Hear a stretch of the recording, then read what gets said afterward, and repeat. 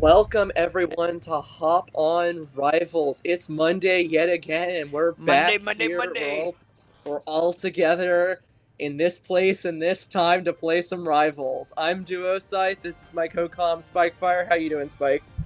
I'm vibing. I'm here. I'm always present anytime I can, and I'm looking forward to some absolute banger matches. As we certainly have had many fantastic Monday events with the absolute sheer amazing competition that we have out here. So I'm looking forward to it. 100%. I was telling you this before.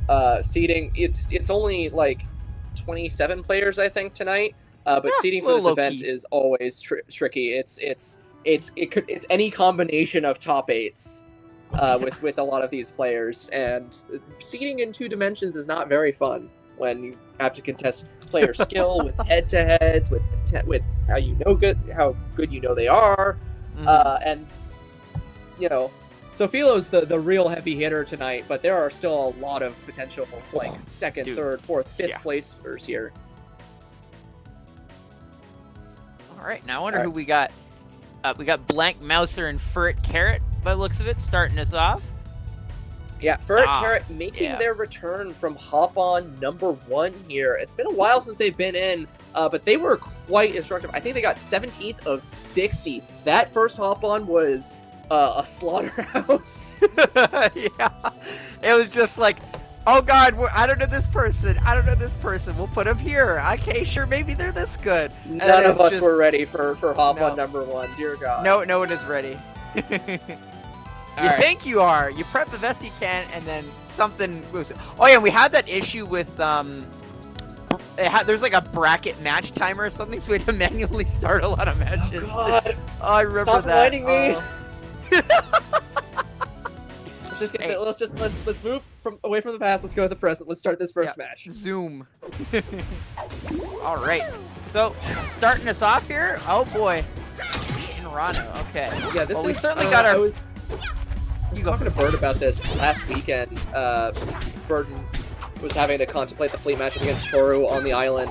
And this is definitely an awkward one. You know, Rano does not really have a lot of negative matchups. This isn't negative, but Fleet is always the character where every character has to play in an awkward way because she moves so unnaturally how a lot of players' combos go. Like, all Fleet has to do is stay right above the Rano, and the Rano can't do anything. It's very difficult for the Rano to approach a Fleet, which is a situation he's not really used to.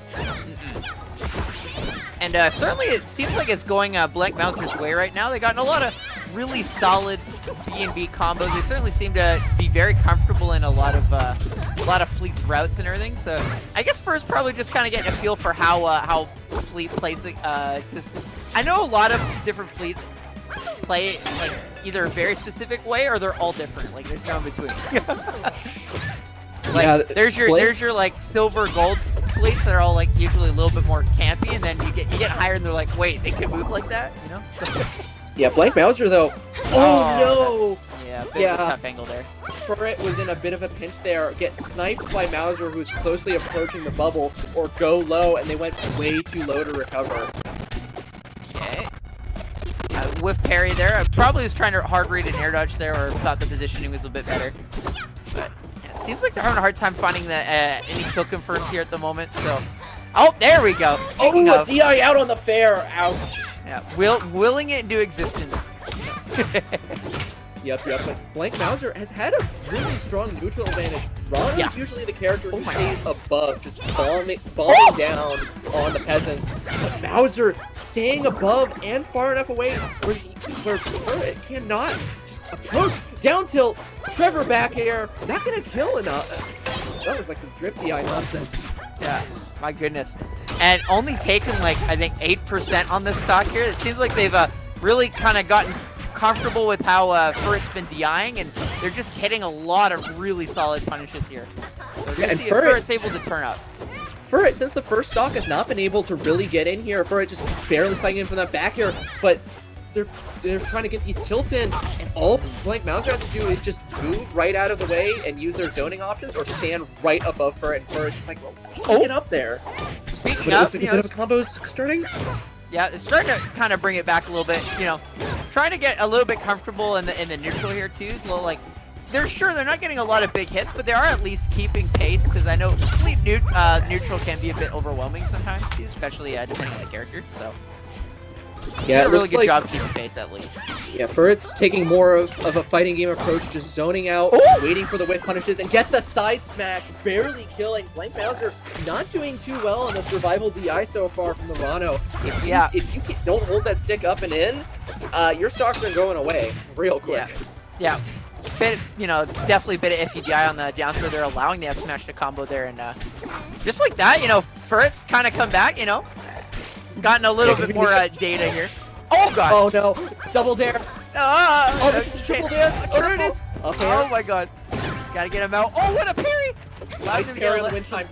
Perfect some free timing. Shield pressure. Okay. Oh, and up tilt. Oh my god! Anybody's game for sure. Right now, it's a matter of can Furret get through the fleet nonsense and just get a solid hit to start off neutral, and all Fleet has to do is just get right in his face with all of her zoning they tools, need bubble. And I think that's it for... Oh no! The fair miss! Oh, they got reverse fair there. That's unfortunate. Oh no, that's not safe. Good shield drop. Oh, a bit of rough DI. Still alive though. But just enough DI to survive that fair. They're even percent right now. One neutral break could make the difference here. Oh, there it is! And that kills! Yeah. Oh, man. I'm amazed that Mauser managed to get down there quick enough to, while Furret wasn't hit stun. I'm impressed. Yeah. Man, really just very back and forth. You could see the gears were turning pretty hard for both players. And, man... I am pretty confident we're going to see game 3 here, honestly. I think Furret recognizing that they dropped shield there in a really pivotal spot, probably is not feeling too great about it, but keep themselves in the game, managed, because they were right there, like they're back, but honestly, very back and forth, so I can very much see them potentially taking this one here. And I do like this counter pick here to Forest as well. It can be a bit awkward to edge cancel on that platform, and obviously smaller blast zones, so Rhino will gladly take advantage of that. Yeah, but now Furret's losing the biggest advantage of Rano in this game. You can't platform camp, and now the fleet can just snipe you whatever it wants. But you got all these clear sight lines that Furret can just get in, do the damage they need. Yeah, I feel like at least in this matchup, possibly, it is a bit tough for Rano to play the defensive matchup even a little bit, just because you got to deal with a bit of the disconnect there that Fleet's got, but yeah. What an amazing catch-up, and Furret, even losing like the best advantage of Rano currently in this game, is still making mincemeat of Blank Mauser when it was, like, Blank Mauser definitely had control of the neutral. Now it's Furret's time to play.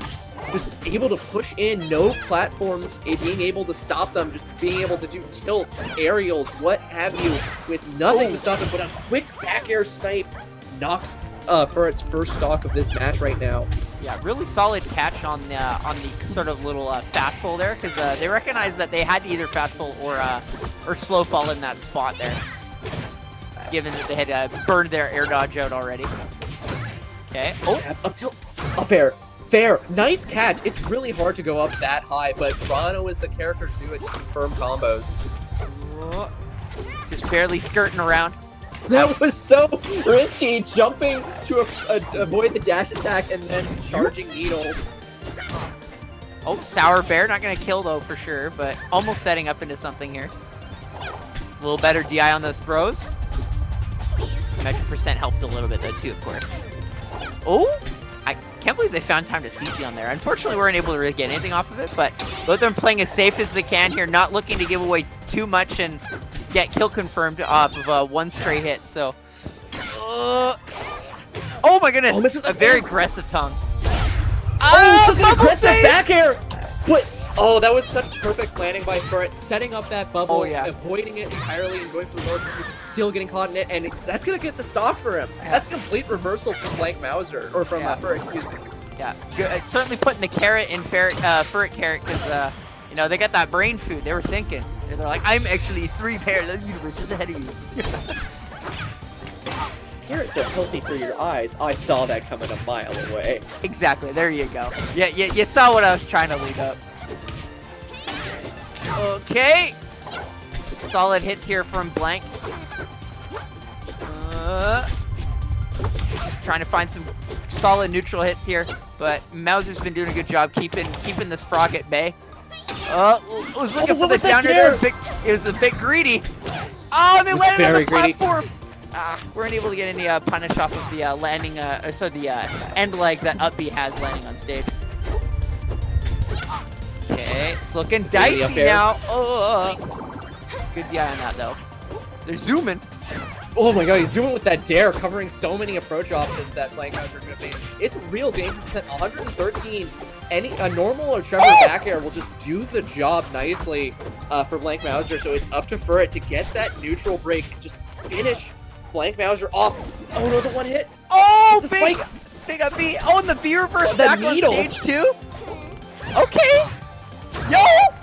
Is that gonna do it? No! Not quite! Furret's playing so clean right now. A lot of really fantastic mix-ups around shield here. It's anybody's game once again here. One good hit. Oh, they gets the spike hitbox there. Oh, it's Furret's last chance to live. 136. Oh my god! Oh, no, the float there. Do it. Oh, I wanted to see that game 3 so bad. Both of them played really well. Man, just couldn't quite get the closer there. Whew. Dog, this is the first set. Why do they always do this to us? I write these scripts very tightly, okay? Yeah. I put a lot of work into this. Yeah, you certainly did. And it goes without saying, but you are very much appreciated. Man, oh man. Oh man, I'm already ready. Let's go. What's the next set? What are we looking at? We got, after I fix this start GG Borkness, we got Not High versus Capel. Ooh, okay. Just gotta fix this. Yeah, do we? Is the bracket bot working in chat right now too as well? I was just curious. I wanted to put a link in, but I'm not logged in on my PC. For Twitch. Okay. Yeah, those two will certainly have a good match as well. Oh yeah. Sorry, I'm so distracted.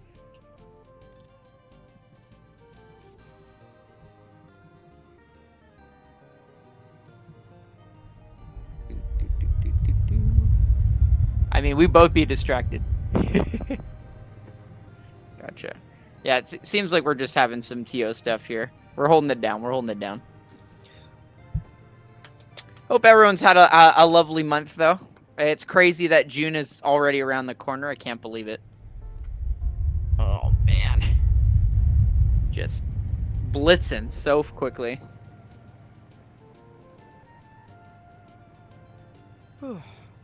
Man, and hey, ABSA reveal? ABSA reveal. Woo, that's awesome. Was it July 1st? July 1st, the week of Gommel. Why? Man. does Dan, why you do this? Canada or something? I don't understand.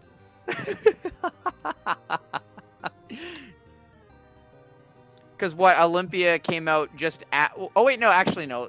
It came out after Battle of BC to everyone's delight. Yeah, that was at least well timed, but yeah, we just a bit before Gommel. Oh man, learn a new matchup or perish. I mean, the meta play would be to start playing Rivals 1 and find ABSA players just to see what that character might have going on. God, I can see Penguin coming out of the shadows and being like, by the way, I'm still the second best. You just didn't know it this whole time. I've been the shadow contender.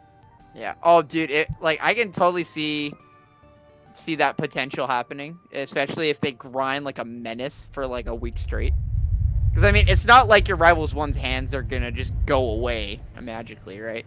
No, and there's definitely been some changes to her. All right, we got Capel versus Not High. Not High, player I'm not familiar with. Capel is a staple here. in Hop On with their Claren. Let me get some not high data here. Mm-hmm. Oh, that's a fantastic. I'm not sure if it's coming up on stream, but Mr. Steelio Stock. Steelio Stock. Yeah, that's awesome. All right, not high is traditionally a Loxodont. Getting top 8s in a lot of online brackets. Last stocks, roast falls, you name it. Definitely, in contention. They have 2 victories on Bird, 1 on Gengar. I think they're actually even with Bird, both in game and set count. So what you're saying is we're about to watch Absolute Cinema once again. Yeah. All right, should be good. Who does Not High play actually? Lox. This is the classic. No one likes playing Elefante. the game matchup of Claren versus Lox. Lox don't like playing Claren. Clarens don't like playing Lox. No one has a good time. It's lore accurate though. They hate each other. They couldn't have designed it better. It's true. Every time that Todd and I go on the mic again, we're just both bitching about our characters. All right. I mean, what else will you do, right? Actually, learn the matchup. Got him. God, we scrub-crowed ourselves so many times when we talk about each other's matchups.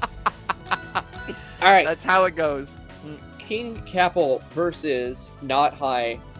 Let's go game 1. Yes. I think we're seeing a Jules. Oh, we are. Classic. Oh. People love going here. Game and is that a goal? Oh my god. Fail. I have not seen the purple custom on this. It looks insanely on the awesome. Loxodon? The Lox, the purple gold Lox. The gold Loxodon has been a staple for a lot of Lox mains for a while. Almost every high-level Lox main I've seen has had this skin at some point. Very, very hype. And we got Capel also rocking a very similarly cool-looking color palette. It's a bit more of a pink purple with the same kind of yellow accents. It's the reward for getting sub 4 minutes on normal or hard on the adventure mode. It's the Abyss skin. That's just the Abyss palette? That's insane. It looks so good. Yeah. Oh no! He didn't read it. Wow. He didn't DI in on the down smash, and that's gonna be his first stop. Gets the parry, side B, my god. goes for the up air. I love side B combos. Yeah, Capel is clean with the side B. Him and Gengar really innovating on what you can do out of side B. Oh! No! Apparently Not High's the one that's having their stock stolen right now. That's rough. That's rough, buddy. Oh, that was so dangerous by Capel shielding that side smash, but has just enough shield to survive. Yeah, no fear. I mean, you're up 3-1 of those stocks. Like, if you get shield broken there, sure. Oh yeah. I think that's a reasonable percent. Decided to gauge it, not risk dying off of the parry. The dash attack misses the second. I think they were trying to go for a dash tilt there, but misinput it. Get the back throw, fair. Misses the side smash. All right. Oh no! Not High backing off instead of confirming off that side B. Now they're just trying to get a start here. Side B. Locks it on factor. Oh my god. Oh, they tried to get the backer. Can Not High bring this back to 1-1? Well, you never count a heavy out, so I can see it. I can see it's currently going well. Quit. Yeah. Back air. This is the down air. Oh! No! I felt that in my soul. Yeah. Just kind of threw that back out. I'm safe. Yeah. Let me get outraged, bozo. Side smash neutral is just. I mean, it's a hard call out on just throwing the aerial out of range. So 100% up throw, back air, backs off.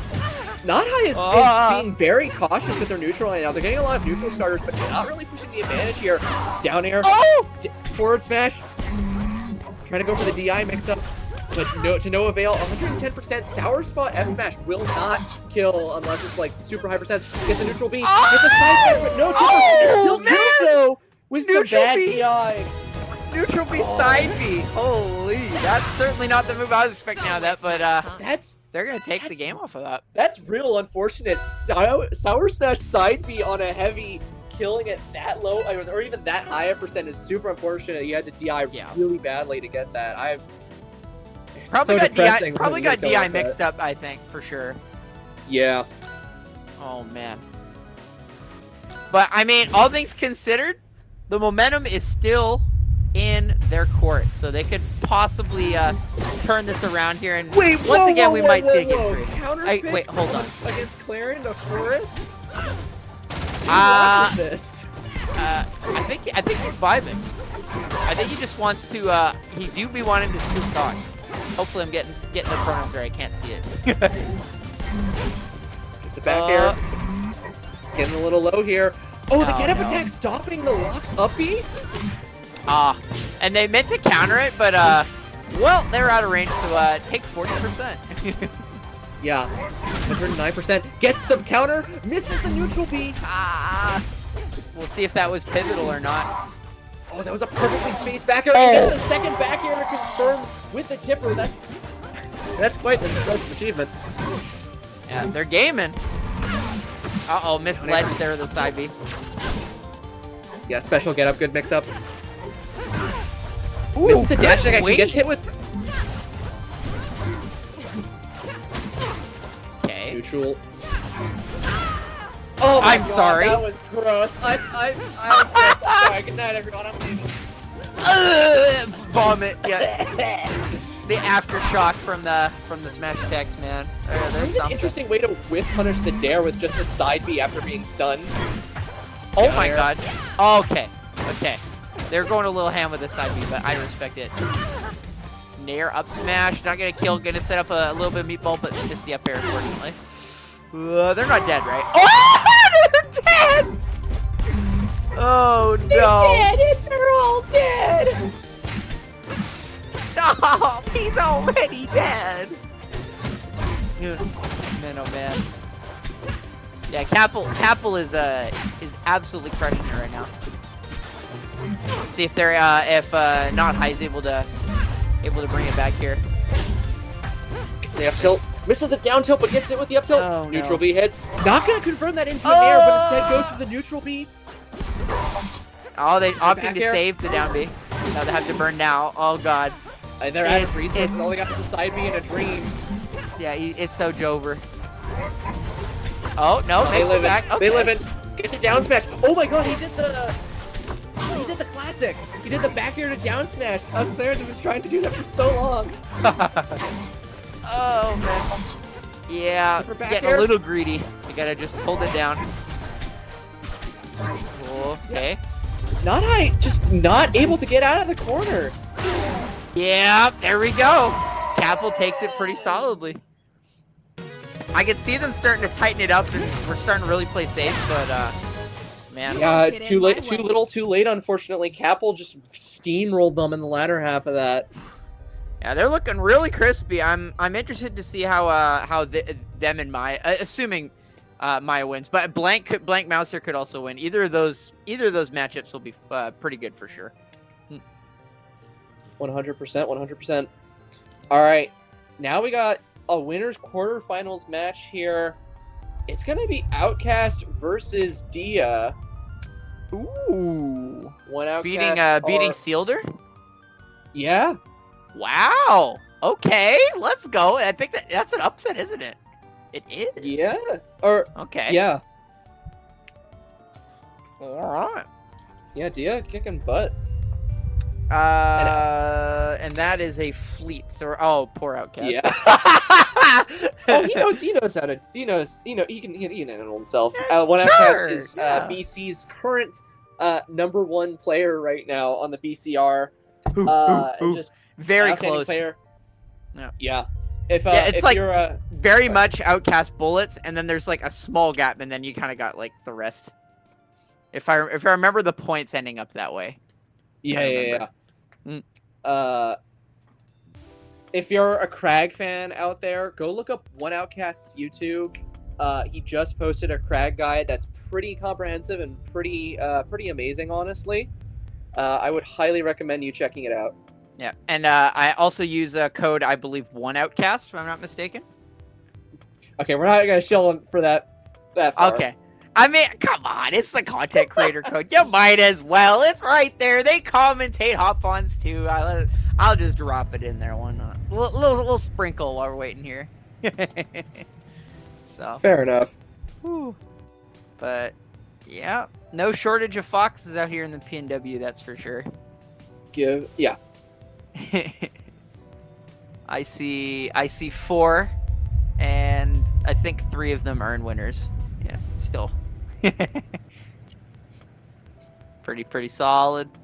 Oh no, 5. There's a 5th one. Oops, all fleet.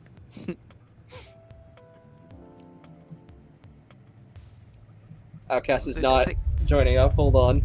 Yeah, I mean, it's only been a little hot minute. We can probably shoot the matchup a little bit here. Now, I'm not sure if there's been any current meta developments on too much of the counterplay, but I know Craig's not too fond of that crafty fox. That's for sure.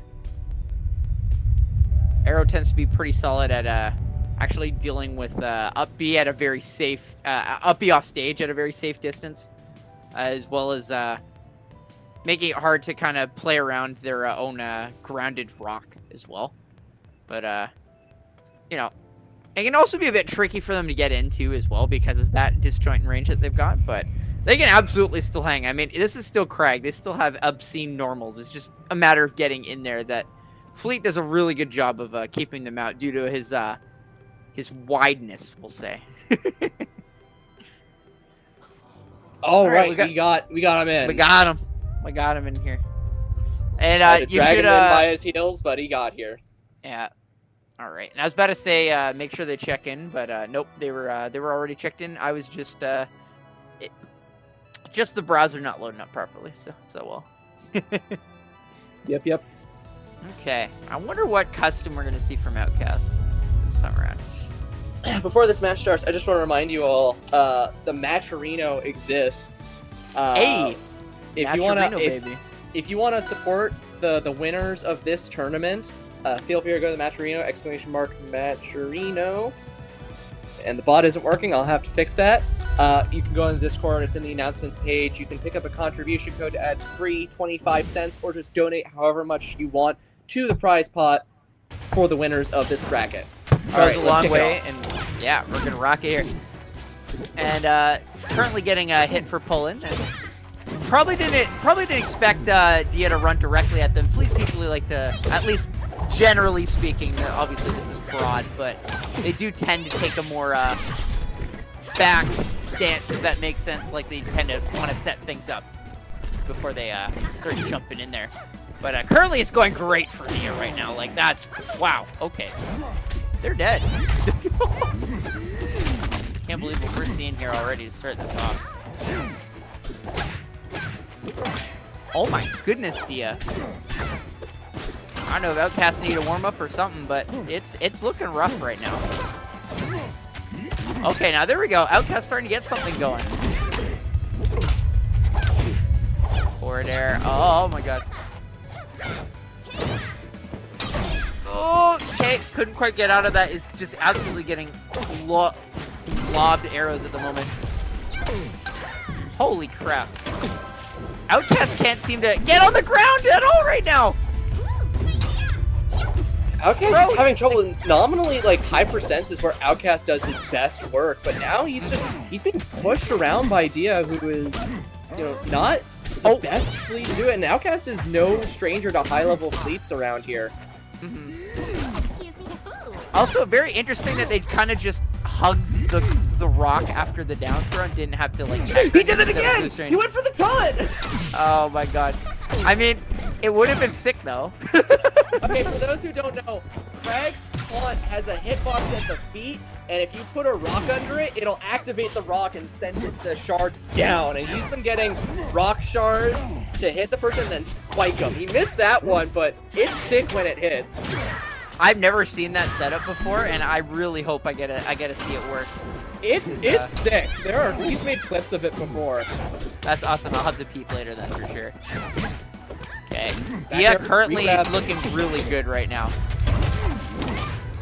Oh no, he got stuck with the rock in his hands, and now it's Dia's time to combo here. Clearing out that rock. Generally, when you're fighting a Crag, you want to keep that rock away. That's just more resources back to Outcast. He gets the forward tilt against Dia's shield. It's Dia's time to play yet again. Hits the pillar, knocks him down. Outcast back in the corner. This is a fighting game now. He's stuck in the corner. Yeah. We do be fighting game. Okay, nice. Okay, starting to really get a feel for how Dia does things now, though. They're starting to get some parries and holding it down a little bit. Yeah, Outcast is one of those players where he learns the player and he tries to get the mash down between the player, and it does take him time. But he gets there. Throw to down smash and gets the kill. It's back to even. Where did those two stocks of Diaz go? It's solid right now. Oh, big up tilt. I think it might have been a little too low to get a downer there, but I like the ambition. Oh, jumping out of there, knowing that Nair wasn't exactly safe. Oh, yeah, get the jumper back air from the fair, and that's going to be the first game for Dia. Yeah, very solid fleet stuff. It took him a bit to get his hands on it, but he's able to kind of match that pace right out the gate. I imagine he'll be raring to go here. So already jumping into, he's at home. He's at his wall. What could go wrong? He didn't ban Rockwall. All right. Hey, do you ban Rockwall? Okay, we go Rockwall. The Crag flowchart. Yeah. Okay, a little late. I mean, a bit early on the downer there. Not gonna get the tech chase that you want there, but you know, keeping it close here at least. And they were able to kind of get going right out the gate this time. So, ooh. Okay, couldn't quite find that fair though. The Nair to fair. Oh, misses the second fair because of Fleet's floatiness. She's the Jigglypuff of this game in the sense that like she can just get out of usual B&B combos. Yeah. Okay, big forward air. Nice forward air. The fair. Punch the rock, but yeah, they do be fairing. And that one is going to kill there for Outcast. Outcast setting up the pillar. The thing about setting up pillar is you set out far enough, your opponent either has to live with the fact that your opponent just got a free defensive wall, or has to go out and deal with it, and that puts you in pressure.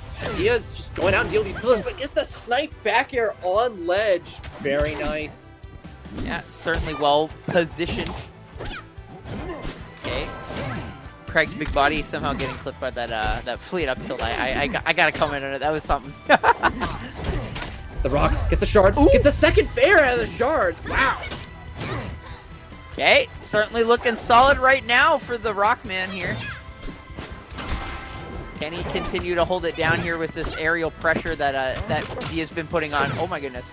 Oh my god, so dangerous. Grabbing right out of the special getup, but gets into the back air to fair, and that's gonna kill Dia on her last stock now. Okay, looking good here, looking good. You can see the Beetle adaptation at work. Okay, nice delayed getup, but it is still called out by Dia. Oh my goodness, get him out. That was okay. Interesting. Oh, the Nair on platform. Yeah. I think Dia is doing her side B down angle to catch whatever pillar is going without Outcast really being able to deal with it. Oh, can't seem to find any of the hits that they want there right now. There we go, starting to find something. Double fair off of the little rock setup there. Down smash standing up. Yeah, standing on rock can cover so much space either with the down tilt or with the down smash. You can cover the cards up or down. Yeah, it's really hard to know really get comfortable with the angles because there's so many different angles that he can launch throughout it. Oh, he's being real careful here, fairing her off. That's going to reset to neutral here, but Dia's been really good about covering Outcast's projectile options. Back air. Oi! Very solid.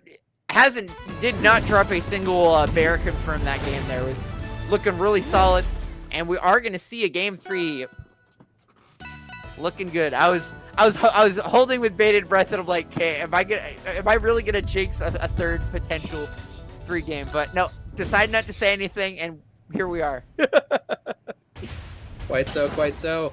Game 3 on Tempest. Interesting pick. I wonder what the process is for Dia picking the stage. Tempest I think it's just peak. Music. Tempest is peak. That is the reason. Fire, I'm muting you. Fired. I've been saying that line for like months. It really is like such an I really gotta pay attention more to what you say on the microphone.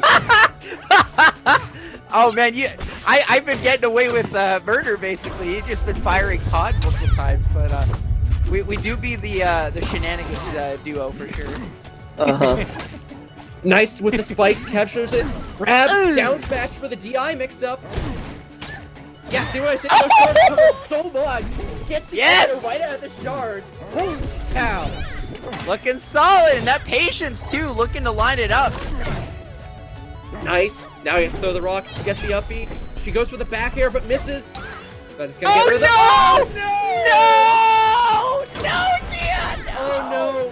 Can tragic do the reverse outcast? Can she, like, outcast bring it to last stock with just one stock left? Dude, I'm so sad right now, man. I want to. Oh my god! Oh no! I have my bias. But no one wants to see a zero, like a dying at 0 into 3 stock. Oh god! Over. Oh no! Okay. Goes for the air. Oh! Side step. Not gonna kill. Okay. Oh, gets shoots the killer with the invincibility frames. Unfortunately, not gonna give him, and Outcast loses his first stock, but Diaz at a 98%, and Outcast gets the bear, gets the rock shards. Alright, it's looking brutal, but as I always say, never say die. And I mean, Diaz at least gotten a couple solid hits here on this stock, but they need to play absolutely stellar right now. Yeah, high percent for kill confirms against Fleet are very difficult, but Outcast has been able to pull together, like I said. It's going for that up air. It seems to be the kill confirm against Fleet, and Outcast takes it 2-1.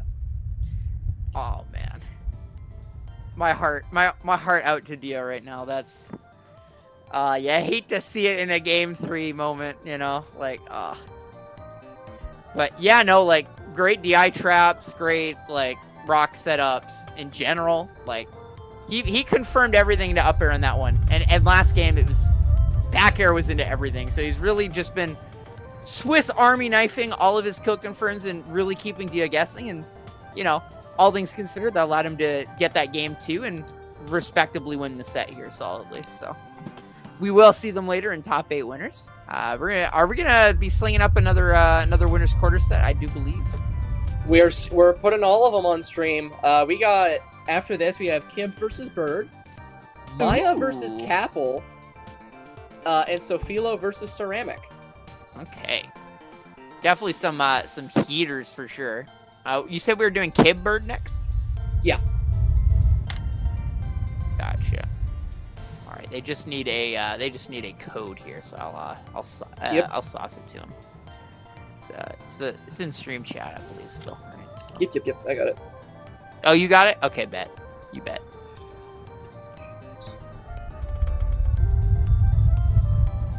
Yeah, Kib. Okay. Kib getting the upset on Sofilo, the number 1 or number 2 seeded player for the longest time. And just a stunning Fleet all around, putting Mystery Soul's Fleet up a run for his money. And Bird, you know, he's not been competing much, but again, he's the X factor definitely of BC. He can take some weird sets off of you. Yeah, Bird is a multi-game machine too, as well. Like he's yeah, Tekken champ in BC as well. My guy knows his games. Yeah, he's PR for Tekken, he's PR for BC Rivals, and he's also PR for Washington Rivals. Like the triple threat. The traitor. The treasonous Rano player. And he just won the Victoria Monthly, taking it over Walk and Toro, who are also fantastic players. Walk going with Arcane, and Toro being one of, if not the best fleet in BCs. Okay, actually, sorry, I'm just trying to respond to Maya in chat here. You said Bird is ours. Yeah, it is ours. You're right. BC and Washington. You're right. Correct. I'd be like it's us, but no, it is very much ours. Like Bird's always zooming around, so he do be flying. Hence the name. You don't like my interpretation? Well, too bad. Capel, I see your message that he's ranked higher in your PR. It's the quote from Moneyball. If he hits good, why doesn't he hit so good? He's such a high player in Washington. Why isn't he such a high player in BC? Bring it. The double think. All right, game 1 going to Forest here. I'm willing to bet this is Capple's pick. Bird is... and it's winter versus summer here too as well. Yeah. Winter enjoyers rise up.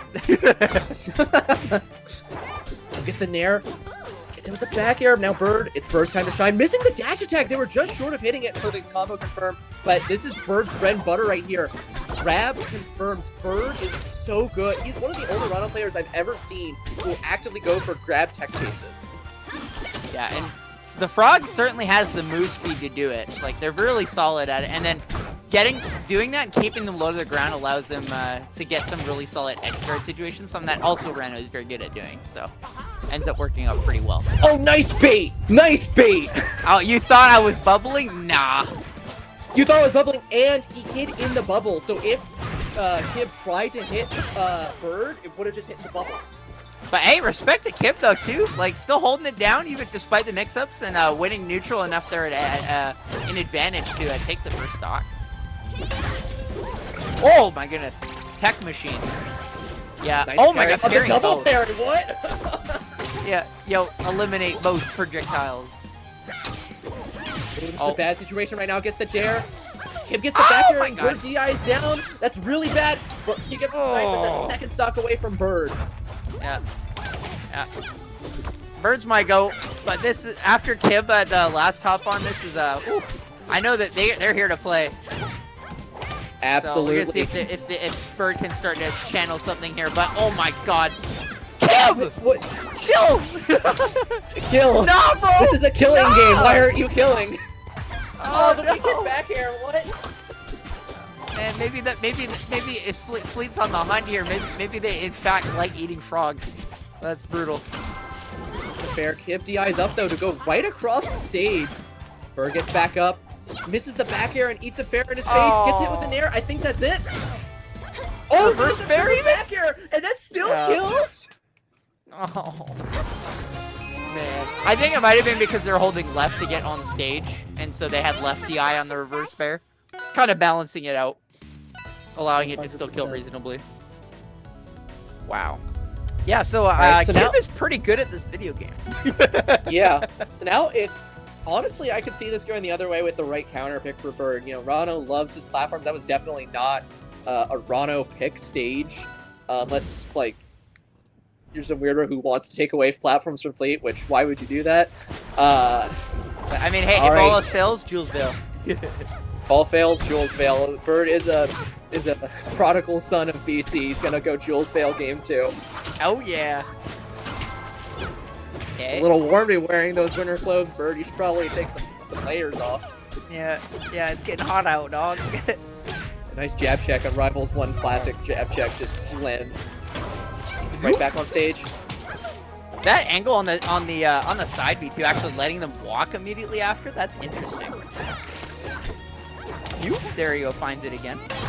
What can you do against a Fleet who's just sitting there waiting for you to get up, and they're just charging their arrow? Checkmated off stage too. No air dodge for you. Now it's up to Bird to form a game plan. While Kib only has 40%, it's not looking good for BC's favorite trader here. But I don't know. Bird is really good at forming game plans and then executing them mid-set. Did find a triple fair. Yeah, he knows the game, but Kib is just... I think he's just on autopilot at this point. Yeah, just getting some really solid aggression and run these hits out. But there we go. Bird starting to find some solid punishes here for him. Setting up a high bubble. But where'd the resources go? Yeah. Kind of burned... Might have burned him a little too fast, but... I mean, Bird will certainly take it. Okay, chipping in here. Okay. Bird's looking a little bit more comfy now here. He's starting to kind of weave in and out now of Kib's range. Oh. It's in there. A lot of chip hits here, but no one getting anything super solid at the moment. Oh, that tech chase though. Catching the nice nair. What a setup. Oh my goodness. Nair to nair. Yeah, a nair hits like a truck sometimes when you least expect it. Yeah. Oh my goodness. Alright, Bird has got 2 stocks to burn through. As long as he doesn't lose too much of his own, he should be in the clear. but Kib has just been absolutely destroying Bird in neutral. Bird gets the fair, but backs off, doesn't want to get the second fair with how floaty Fleet is. Oh, sneaky needle there, canceling out the tornado even coming out. Good shield, perfect shield there. Just trying to sneak in something here. I'm surprised that Kib spot dodged that Nair. Holy cow. Nice parry. Gets the back air. Kib DI's down. This is a perfect situation for Bird, but Kib gets back. And is that going to be a start of a reversal? Not quite. But coast to coast here. Oh, a little bit late on the downer. No. Oh God. Oh no, the down smash and it's over. It's over. Read the neutral get up there. Oh wow. The wind is certainly in Kib's sails as they rise through into winners semis for top 8. Oh my goodness. Yeah, Bird valiant effort from Bird though. Valiant effort. Yeah, he's gonna have to make some. He's gonna have to make some moves here in losers. And losers is shaping up to be pretty tight right now. Yeah. All right. Always Next killers in a hop-on bracket. Yep. Next up, we got Maya versus Capel. Maya, the resident Washington Arcane, who's recently been on a meteoric rise through the ranks, getting second, which is not. She is currently the Arcane main with the highest placement right now. Wait, was it second? Or was it third? I'm losing my friggin' mind right now. They're up there though. Second. I'm not losing my mind. Whew. Yeah. Okay. They were throwing hands at the last hop on for sure. Yeah. She is a paw thrower. And then Capel, of course, we just saw them earlier. Playing the Clarin. Words do be hard. I feel you. No sweat. Yeah.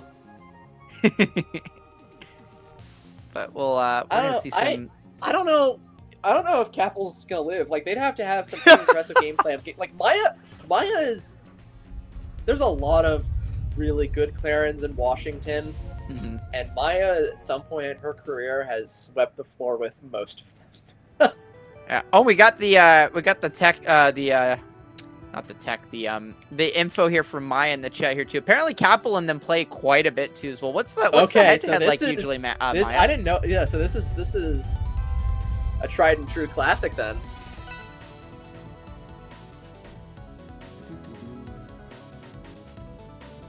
He can destroy me sometimes for real, is what Maya says. Got it. Good to know.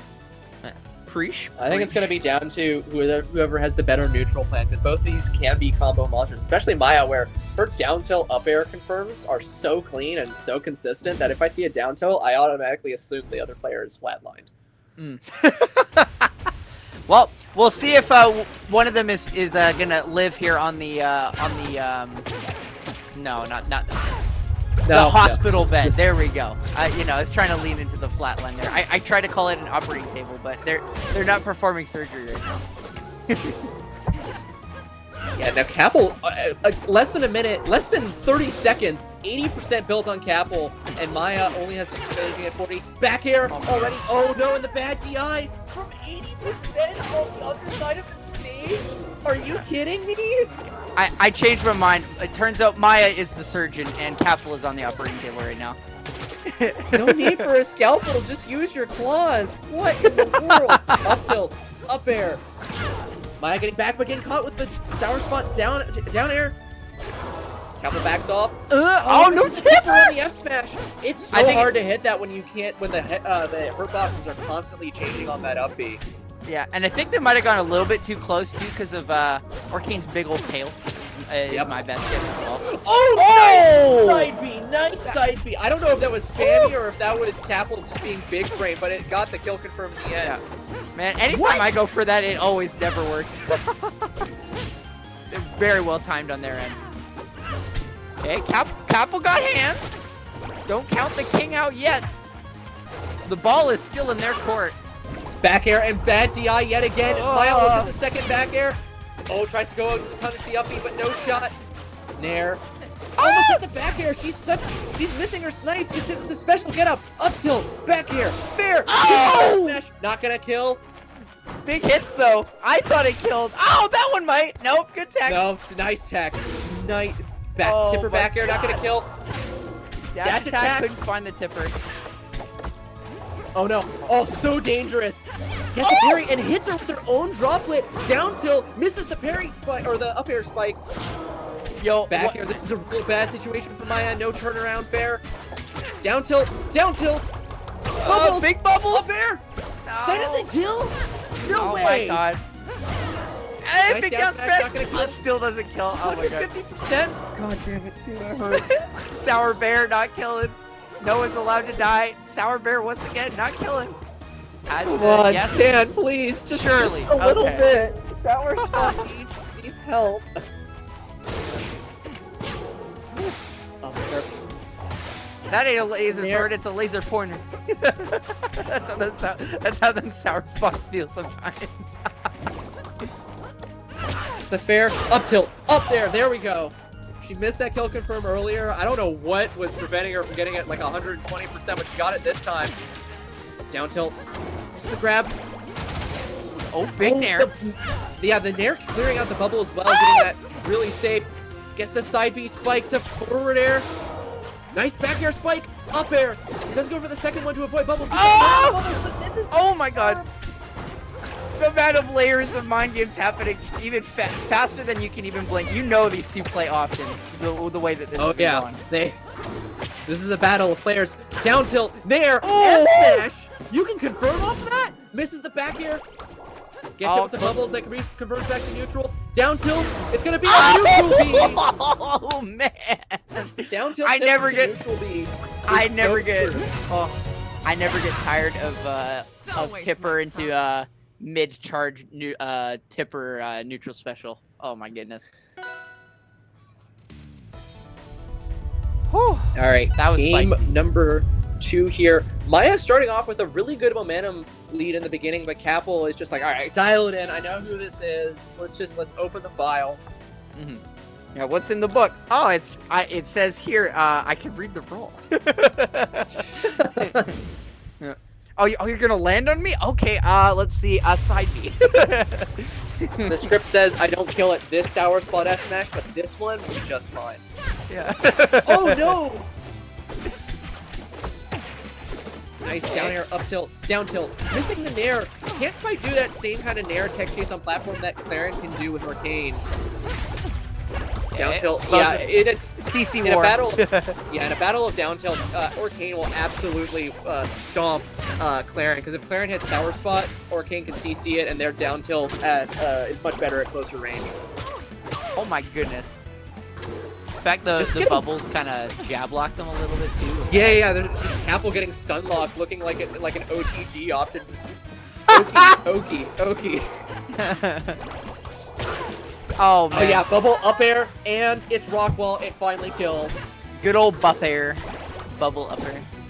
Yeah, side B gets the misses the up air. Didn't even go for the grab or side smash there. Yeah, he's probably looking for some.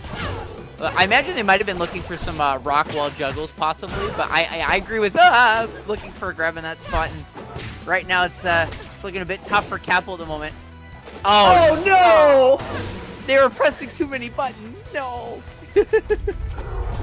Sometimes you face roll a little too much, and I know the vibe. Oh no. Jab, forward tilt, that chomps real far. That was real clever from Capel. Any bad DI, and that was it. Gets the sour spot down here. This is gonna just push Maya off further. Oh no. They were a bit too low. That's tough. That's okay. This is Maya's counter pick. It's not Jover for Capel fans just yet. Oh, nice sour spot jab to F smash. That's a true kill confirm right there. Yeah, I'll tell you what. Oh, it's an honest man's laugh. It ain't much, but it's honest work. Gets the grab, forward throw, misses the back air, but it has enough time to get the up tilt. God, her recoveries are so laggy on stage. Nice grab from right before the back air, but not able to turn it into a combo. The side B Capel, is that just a DP now? What? Down tilt, up air. All right, gets back on with a back air, misses the nair though, and a down tilt to back air with no DI. here, take it from Maya.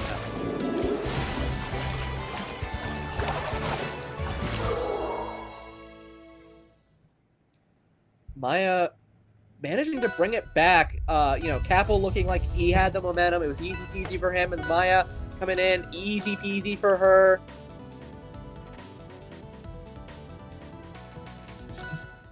Game number 3, and it's a counter pick to Forest. I've heard mixed things about Arcane mains from this. I think this is probably the right move from Capo. Limited spots to put Puddle here, but a lot of juggle potential and anti-air for Maya. Okay. Up tilt. Pretty even though so far. Yeah. Air. Up tilt. Gets hit with the bubble butt into dash attack. Misses the up there spike. Down air. Let's get the back air. Hits the second one, but misses the weak spot. Or the strong spot, excuse me. Down tilt. Missing the up air.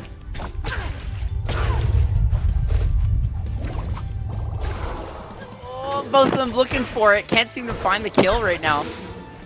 Oh, never mind. Oh, no, never mind. Again. They do be both having arthritis, that's for sure. There we go. Finally getting the stock off of that one. Okay, and then Capo returning the favor here. We're looking pretty even. About as even as it gets.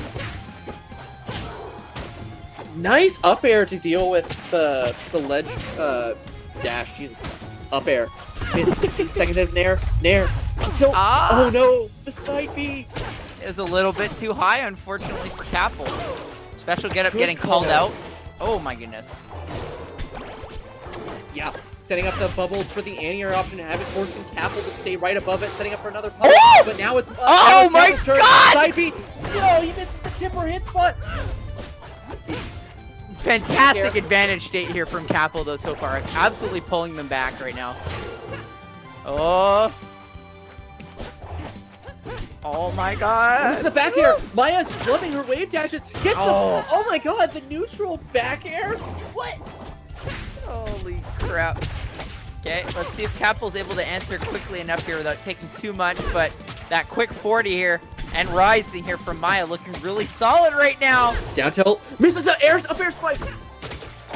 Down air, up tilt, god. nair. Oh my god! Is that it? Wow!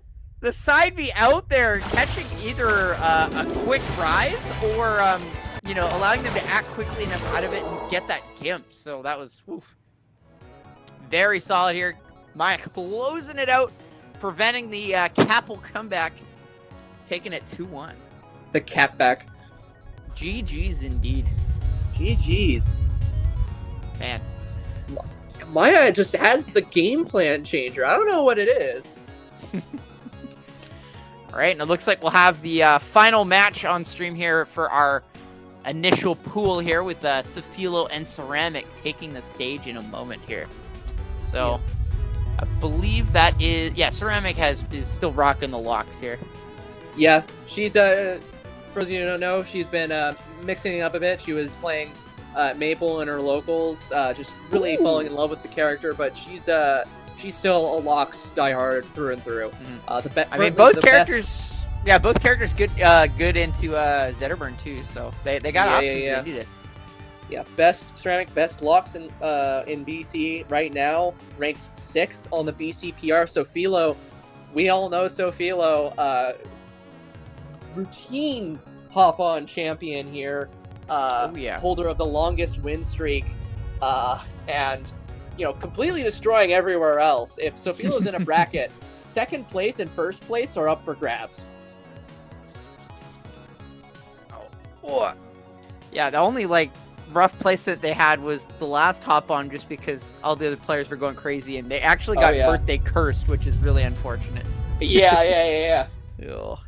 It is what it is, right? So Sofilo definitely looking to be like, hey, that's fine. You know, I can have an off bracket every once in a while. This time I'm crushing it. I'm here for first. It's my bracket. I still own this place. I'm the landlord. You pay the rent. So we'll see if Seville is able to hold it down here. Yeah. Looks like. Oh Ceramics man. going with the pink cow Loxodon. Yeah, we got Blue Panther for Seville here by the looks of it. And I do want to mention one thing because Paper I Gamer. forgot to announce it. We have introduced a new role with how you can pick servers. You can now counter pick a server if if your ping is too high, but to Fremont. If both players, gentlemen, to Fremont, you can go to Fremont. It's no longer region locked exclusively to Seattle. Yeah, and I believe you have something else planned for us after this set here too. So stay tuned, everybody. Oh yeah. Starting off here with Ceramic getting the neutral lead here. That's so unusual for Sofilo, but Ceramic is very used to Sofilo. She's seen many games. We both, end up on the same screens together when Sofilo's on it. This is true. And I'd say, like, in this matchup, too, it's a lot more of a Zetterburn. Oh my god! That was such an aggressive fair from the recovery from Ceramic. Holy cow! Yeah, Literally. really solid edge, really solid, like, wall play there for sure. That was fantastic. Yeah, this matchup usually tends to be, I'm Loxodon and I will win neutral because my axe is big. But Zetterburn gets in there and they say, take 60 because you let me in. Minimum. Oh my god, the double fair. Sofilo lost her first dog to Ceramic. Holy cow. Looking solid right now, Ceramic. Drifting away there, recognizing the potential dangers that were at weight there. Nice Waveland grab for the tournament winner. Gets the grab. Side B's off stage. Grab. Up air. Or up throw. Gets the re-grab. What? Meatball set. Okay, I like the idea. Unfortunately, they burnt the food. They cooked a little too hard. It'd be like that sometimes. Okay, currently hanging out so far right now. Okay, playing it safe here, using those platforms, getting around it. Nice jab checking to grab. 3 grabs on the Waveland here. Some solid setups right now. That drop through. That's Vila starting to kind of get some jets going here at the moment. Yeah, getting a game plan. That's really low for Ceramic. Yeah, you just roll back on the stage, and there goes that stock. Yeah, that's really tough. They got caught in a really awkward spot. Sofilo recognizing it and taking full advantage of the ledge hog. Oh, nice up smash to punish the back air on the meatball. And the back air is going to take away Sofilo's No stock. shot! What a catch! It's last stock, game 1. Ceramic. Oh my goodness. That sneaky little nair off of that. I can't believe they did that so quickly. Oh my god. That god. Kills anyone except Lux there, I think. Oh, nice nair, jab, get the grab, but went for the pummel and Sofilo saw it coming. Back air. Even a weak hit back air like that with Ceramic at such high percent can be deadly. Oh, the shine to up air, the drop through up air and that. Oh, the shine spike is taking that one. Man, oh man. If it wasn't for that unfortunate positioning and offstage in the mid game there, I think we might have seen a Ceramic game 1 potentially, but nope. Sofilo, smart. They paid attention. They saw they had the ledge hog, and they played really solidly on that last stock. So that's all it takes. It takes one opening, and that's all you need to win. Technically. For sure. All right, game 2. It's the run back to Hodojo. If it was working out so well, why change it at all? Yeah, if it was working out, you might as well just run it back, right? Yeah. Okay, big rising air there at ledge though, can't go wrong. Okay, both of them playing carefully outside of each other's range. Bit of a missed wave dash there is going to allow Sofilo in here though. Oh, empty hop, was looking to mix some stuff here, and once again go for the normal pummel. If it ain't broke, don't fix it. It's a BC classic to just go for normal pummels all day, and then when you need it, you get the special pummel at the end. Yeah. A staple. Don't give away our secrets. It's not a secret. What do you mean? It's a secret to everybody. Oh no, the parry, the tech, down tilt. Oh, my God. man. The absolutely astounding decimation of that setup there. Just, even though you teched it so beautifully, Safila was on top. Yep, gets the fair. Shine, how did Ceramic get that tech off of Shine? My God. You gotta be in there. She does have the knowledge. Every time I try and fight her, she just CCs every single neutral thing I know. She's like, I just know it. Oh no! Yeah, they got called out. No down B charges now. No, yeah, and it's too low for up B. Yeah, and they burn their air. Yeah, that's a they dead burn their elephant. introduction. We're gonna poach that. All right. Whew. Lions can in fact win against elephants here, but I guess I shouldn't be calling Ceramic out here. It is looking tough because Sophie do be running away with it. But yeah, but Ceramic's still keeping it competitive. What are you doing? What? Girl! Oh no. Where it's are they? Close. No. Might have been misinput. That's okay. Jab, yeah, nice jab check to grab. Philo living this. Oh. Fair. Fireball gets hit. Back air. Shine. Misses the down air. Oh no. That was so close to death for Ceramic. Oh, she just threw it out. Oh no! Yeah. Oh no! It's all over. Ceramic. It's all over. By Sophilo. Well, I like the. I was wondering what to kind of soft rhyme with Ceramic. I like spam this planet to help out Ceramic, but it looks like the trophy to Sophie is in fact working through here. They're going to be moving forward. The champ continues into winner semis. Yeah, but Ceramic, I think very respectable game one. Very respectable game one. Very respectable, honestly, and she's literally grinding 24/7 on Rivals. Has nothing else to do in the day but play Rivals. So I want to see more. I want to see more. Give me more. All right, that is it for pools. Pretty much almost every set is done in pools, except for 2 sets in losers. So we're gonna move on to top 8 soon. Before we do though, we have a couple of announcements. 3. First, what 3? I only knew the 1. All right, hit me. What we got? The first 2 announcements actually have to do with the 2 players we just saw, Ceramic and Sophilo. Both of them are trying to go to Gommel. Sophilo's case is that she has been selected for the nouns.gg voting rounds. Any player can enter, and other people can vote for this player. Right now, if the top 2 voted people win, they get their flights paid for by nouns.gg. Sophilo is currently in 3rd. Oh, we gotta get him up there. Spam the trophy for 40 Sophie. points. She has 40 points behind getting that 2nd place, behind Mr. 101, aka Beezy. There's a link here in the chat to go vote for her. Please vote for her. We want to see Sophilo come up to Canada and whoop butt. The next one, we have a little video from your favorite commentator, Tio, and as you just saw earlier, Bird. He has a video for us to show about Ceramic. Take it away, Bird. Okay, let's go, Bird. Hello, everyone. My name is Bird, and I'm here to announce something very special for the Pacific Northwest Rivals 2 community. We are starting a crowdfunding campaign to fly out Ceramic to Get On My Level Forever, happening this July. With Rivals 2 as her first competitive platform fighter, Ceramic exploded onto the scene, taking total control of the Prince George community, as well as getting ranked 6th in the British Columbia Power Rankings. She's had strong performances at locals, at hop-ons, and even got 17th at Battle of BC 7 back in March. However, living in such an isolated community such as Prince George makes it harder for players like Ceramic to attend larger events like this one.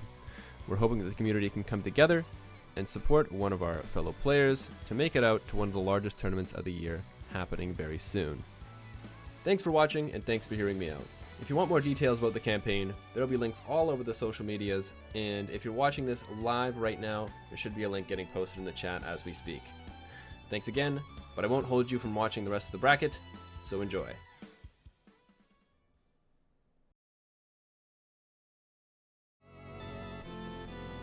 All right. Yeah, fantastic. All right, there from everyone. Bird.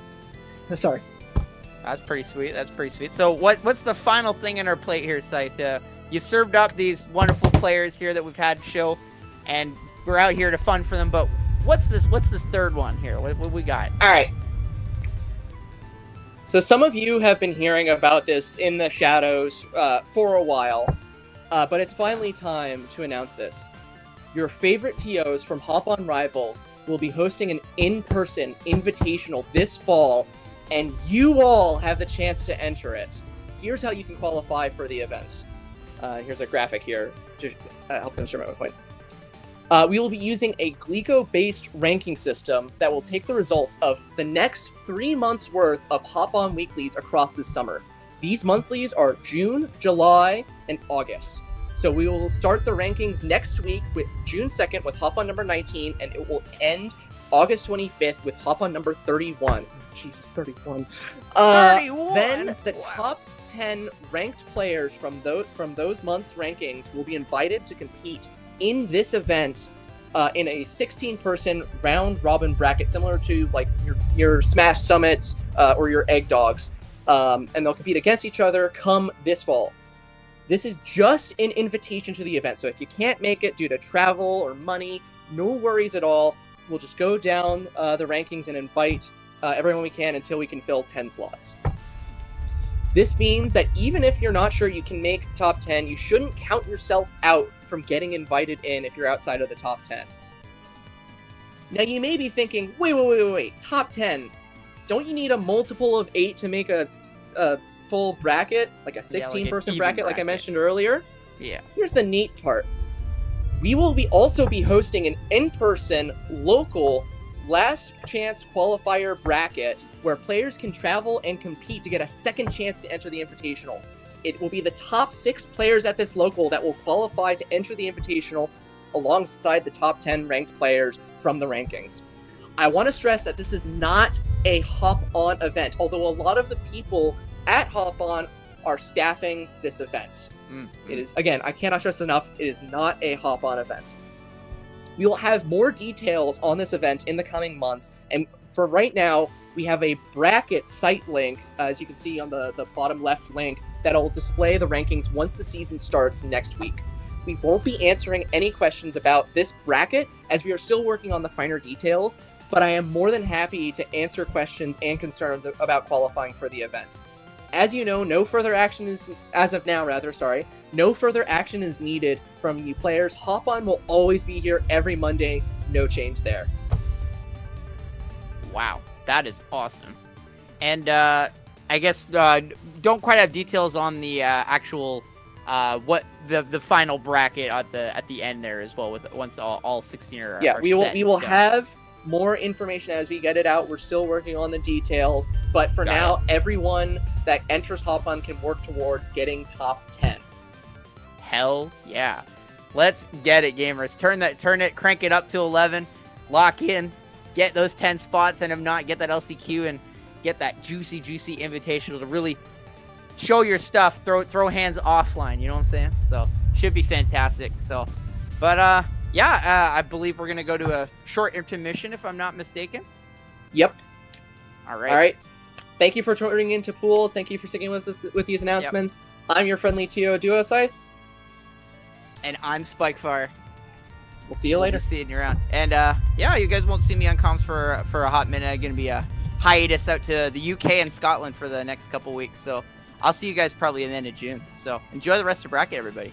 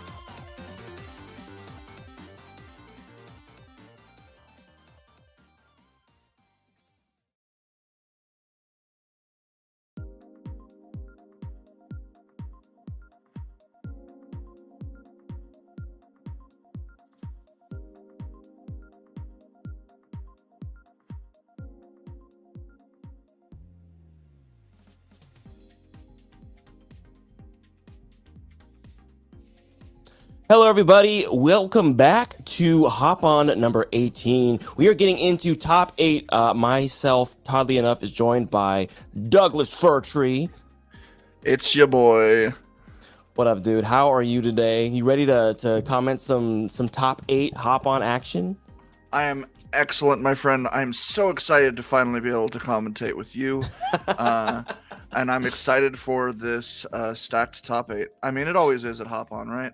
It always is, and I mean, like, we're kind of starting off with a banger. Sophie Outcast. They have only played, I think, the one time, and it was a Sophie win, but we'll see. Outcast definitely could make something here. I think that the matchup is just one of those matchups that's freaking scary. Crag can just do Crag things, and you know, even if it doesn't matter if you're Sophie low tier or Zeta, sometimes you just get turned into a cube and thrown into the blast zone. So we'll see if that happens today. Yeah, you never quite know, but I will say this is the first time I've seen Outcast in some time, at least, in top 8. He's been on the mic. So on one, oh yeah, of course. But also, just like on the one hand, it's like, you know, he isn't, you know, as used to it as Sophilo, but also like got something to prove, you know. Sure, yeah. Just in terms of like being up there in the top echelon. I see what you're saying. Yeah, I mean, definitely a powerful player. I believe he's BC's number 2 or number 1, 1 or 2. I forget. He's up there for sure. Him or Bullets. High PR. Yeah. So I mean, definitely a top contender. But you know, as we've seen, Sophilo is I don't know. She's otherworldly. She's walking through multiple planes of existence and defeating opponents throughout. So we'll see how it's going to go down today. I am super excited to see it. We also have plenty of other excellent players coming up after this. So definitely stay tuned for the rest of top 8 because it's going to be a good time. Absolutely. I am quite liking the skin choice from Outcast as well. Oh, yeah. That's I don't think I've ever seen that skin before. Yeah, it is from the Primal event. I believe it was, I think, the second event, second or third, I forget which, maybe the one in January. Excellent set of skins for that one, and definitely a Crag favorite. I think a lot of players use, a lot of big Crags use. I believe Zeus uses it as well. So, you know, Crag folks, they got good taste, at least most of them out there. I know Jet the Jenga God rocks the redheaded rock Crag, which is pretty fitting. If you know the man, you know he's got red hair and it's fitting. So I always love to see cool skins, cool palettes. You know, Sophie rocking her classic. I was about to say, Panther. much as I love Sophie, always rocking that the Blue Panther. I think it looks great. I mean, it's inspired me to sometimes. I don't even like that skin before I saw Sophie using it. I want to be like Sophie. For real. Sometimes, you know, you're in game 2 of ranked, you lost the first one, you're like, I gotta channel Sophie right now. Sophie energy. Well, hopefully Sophie's energy will be at peak because we are underway. Game 1 of top 8 winners semis, Outcast versus Sophilo, and somehow he let her take him to Jules Vale, his behated. My God! But the combos are already flying. Right? You'd think that for as often as he clowns on Jules Vale start, that he would just ban it automatically, right? I think that he knows deep in his heart that it's still a good stage for both characters. It's a good neutral start, even if he doesn't want to do it anymore. And I mean, as we're seeing right now, I think he's just tired. He even has, right. He's just tired. Look, the little step. I don't think I've seen anybody do that before. That's kind of cool. Yeah, the step into the big step. Drop the rock and step on it real quick. Mm-hmm. You know that's a taunt, right? It's pretty bonkers. No, but that's funny. It's pretty excellent.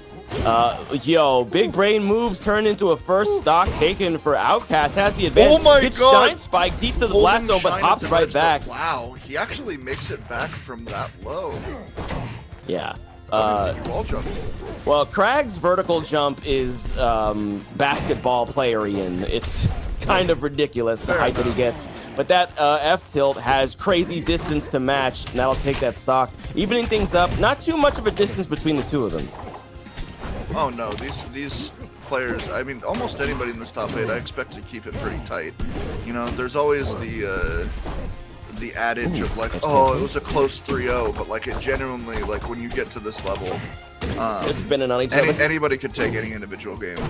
For sure, definitely. Yeah, we're seeing a bit of a slobber knocker at the moment. Obviously, we know these No top kidding. players. They're always getting the download happening in the background. Fireball deep into the blast zone, but not quite enough knockback to take the KO off of Crag's beefy rock body. But the percent starting to go in Sophie's favor. Another shine Does spike. the cheeky charge shine at the ledge again? Yeah. That one took it. It was just like a difference of like 10, maybe 15%, and that was a difference maker.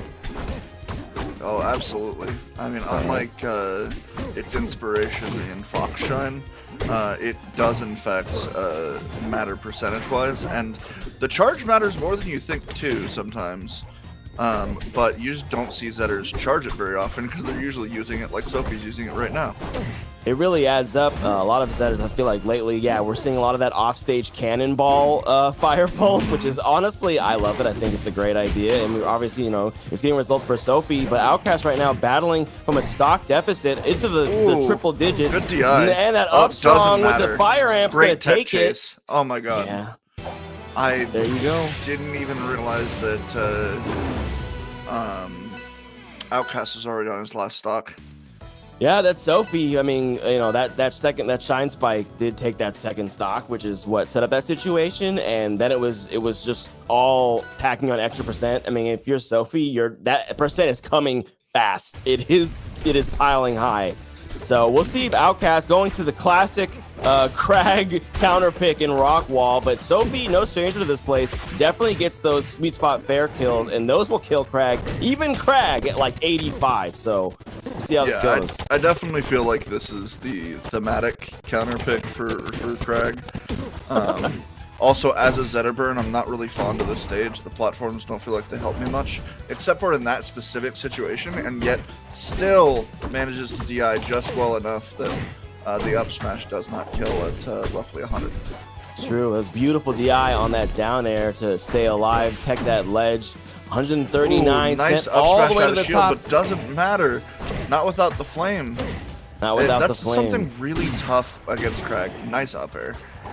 Something really tough against Crag. He's so heavy, he's hard to kill off the top, and his up B is so incredibly good at recovery that plus his basketball player jump that he's really hard to kill off the bottom. So you kind of have to carry him all the way out. He's just kind of hard to kill. Yeah, just in general. Not Especially for for a Sophilo, heavy. though. I mean, she's up a whole stock right now, just like game one, although it's happening much earlier. So maybe there's there's definitely plenty of chance for Outcast to make a run of it. Speaking of, this combo is climbing high in that advantage state, but let's Sophilo back on. Goes for a rock setup, it's too slow. Doesn't matter though. Pops him up, and that fair will take air it. and the rock at the same time to stagger the two hits, and then caught with the fair afterwards. That was. There you go. Wow, the Omega fire ant Upstrong will take it at 125. You gotta think that wasn't the best DI, because on Rock Wall you should definitely be living that raw F Strong just for damage. We're playing ping pong with the rock. You're underestimating the flame on that one, honestly. Hey, no galaxy means you could have lived. Hitting back into true. it. Yeah, I don't think it Nares had the on galaxy shield. on it. Nope. Nope. Upstrong gets blocked this time. The Catling Ooh, doesn't work out. Nice little sequence, but he throws it up instead of down. Interesting choice. Oh man, but Sophie just dumping the hits on him, carrying him out to his own wall, shining him off the top of a new wall. Oh, there it is. Gets the Relentless up tech throw. chase onto the platform. No fire goes for an up air. Not quite gonna take it. On the flames go out. I mean, Outcast Ooh, is definitely nice battling at the call end out. here. The rock charge, don't take it either. She's back, goes for a down tilt, doesn't get the pop up. Fireball's gonna hit, but Trapped not gonna against turn his into a own wall. combo. We are just throwing things. Both Almost these caught players him throwing stuff at pulling each other. the And rock. there goes the amped up strong. Nice. Yeah, I mean, Pretty convincing. Unfortunately, it just feels like Sophie has all the momentum and all of the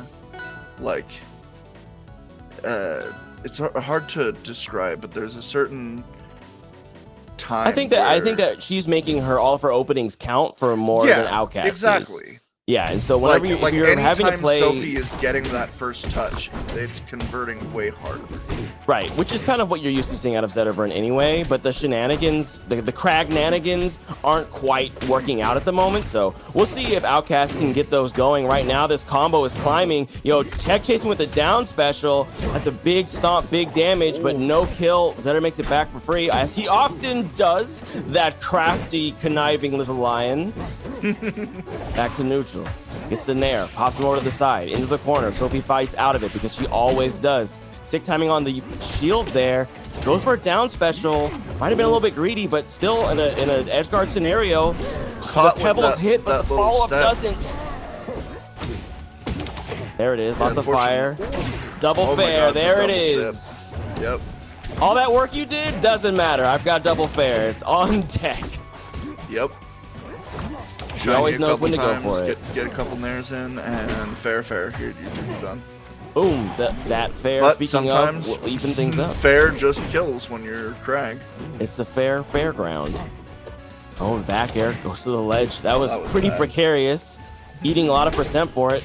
Oh, Sophie goes deep. Without the crazy fast fall there, they would have been fine. Maybe this mistimes the down special. Outcast doesn't really get too much off it. Was already committed to an option when the mistimed parry came out. Fair at the ledge, that'll do it. Finally, a stock lead for Outcast. Yeah, for Outcast. Oh wow, well that kill? Oh my god, it killed. Bonkers. Yeah, that did not seem like it should have killed there. No, but that's at least not just outright. Like, it felt like she should have had to work just a tiny bit more. Yeah, I mean, hey, if there's anyone who's gonna know exactly when it's time to kill you, it is Sophie. She's not one to overcook. So we'll see. Fighting back now. Sophie getting them stacks up, going up and down. Incredibly good at finishing her food. Absolutely. Oh, we're getting popped up. Up strong battle. Take it. What we were talking you were about. thinking maybe that the platforms don't work for Zetter, but Sophie proving that they absolutely do. Absolutely made it work. That was insane. Pop up into the tech chase down air again, into the tech chase down air again, into just amp up smash. You're done. As Falco combos. Pretty much. You know what? Sometimes things cross over between games. Sophie showing us how to get it done. Outcast definitely put up quite a fight there. I mean, Sophie is an incredibly powerful competitor, but just wasn't able to close out either game on his counter pick. And if you can't do that, it's gonna be curtains. Yeah. But GG's to Outcast. This is, of course, winners semis, so he definitely has a chance to make a run, maybe process some of this downloaded information from their fight, and maybe we'll see him after a loser's run later on down the line. But I believe coming up next, we have the other side of winners semis, Keeb and Maya. Ooh. After last week, I'm very much looking forward to this one. Yeah, this is, I mean, Keeb was burning down the entire town. There were no roads were open, no buildings were occupied because there was a conflagration destroying the town, and Keeb was the arsonist. It was incredible. After Maya took him to losers, he just ran that set and stole it back from her to go on with his run in hop on number 17. So today we'll see. How has the blood been boiling? Who's been simmering and who's been going over the top of the pot? I'm excited. Yeah, I am as well. Especially last week being the first week in like 2.5, 3 months that Sophie didn't make top 4. And True, these two did. It's I just think, like we got some new blood at the top of Hop On, and I'm always excited to see it. It has historically been a really strong player, just always. But this is, seeing them sort of break into that with Maya and Soul and Sophie and just consistently doing well has been really cool to see. Yeah. So definitely, this could be, this is a game to plant your flag in the sand. The Oregonian fleet, or will Maya's I mean, frankly, like the whole month really of May and April was just a hot streak for Maya in general. Even on Hop On, True. at Maya's been locals, doing either great. way, yeah, she's just been cooking. So I'm curious to see if she can keep that momentum going today. Yeah, absolutely. Maya always a fun one to watch, especially. Ooh, Yeah, the way that she kind of a plays. unique Arcane. You know, 100% a very, very unique Arcane. I mean, I'm saying it all the time, but that, you know, her special, was the Orca Dash, like the way that she uses that to kind of pressure people off the stage, since as of like 4 or 5 patches ago. That caught too! Yeah. Oh my gosh. Yeah. Ended up Tech going chop off stage and is paying the for kill. it. Yeah. Well, that's Keeb, Not and that's, credit. frankly, that's Fleet. You know, Fleet is, I think, the reversal master, especially if you are going to play for those offstage edge guard situations. And Maya, no matter how many times she's punished for it, she's never going to be afraid to go out there and get you. Oh, why would you? Mm-hmm. You're There we Arcane. go. Like, come on. Arcane. Evening up the stocks. Nice. There we go. Let's get some bubbles, get the damage. Skipping some neutral. You don't want to play neutral too often. That'd be crazy. All right. Keep landing with an aerial. Gets called out. A little bit of damage. Bubble butt from downtown starts a combo for Maya. Butt. We always love the bubble butt. It is Goes such a for strong the back air, option. but get caught by a neutral air instead. Uh-oh, there it is. The fair Carried carrying off, out. yeah. Gonna go The for the dare. puddle. Has Oh, to. Keeb misses it. Oh, the back air is enough. It is very strong. Maya can still do this though. I mean, that sweet spot bear too, as you just saw, if you were holding the wrong way, you could die at freaking 78%. I mean, it was like 70 before the hit. 91%, climbing higher. This is definitely scary percents for Keeb. He's got to get some extra percent here to make the most of this lead. Maya And reaching. likewise, oh, there you go. There goes the nair. Likewise, I was going to say Maya's really got to clean it up fast if they want a good chance at it.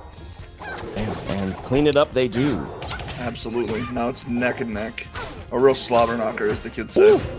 Man, the kids being floor you hug. 14 minutes ago. Absolutely. Oh, I'm finally young again.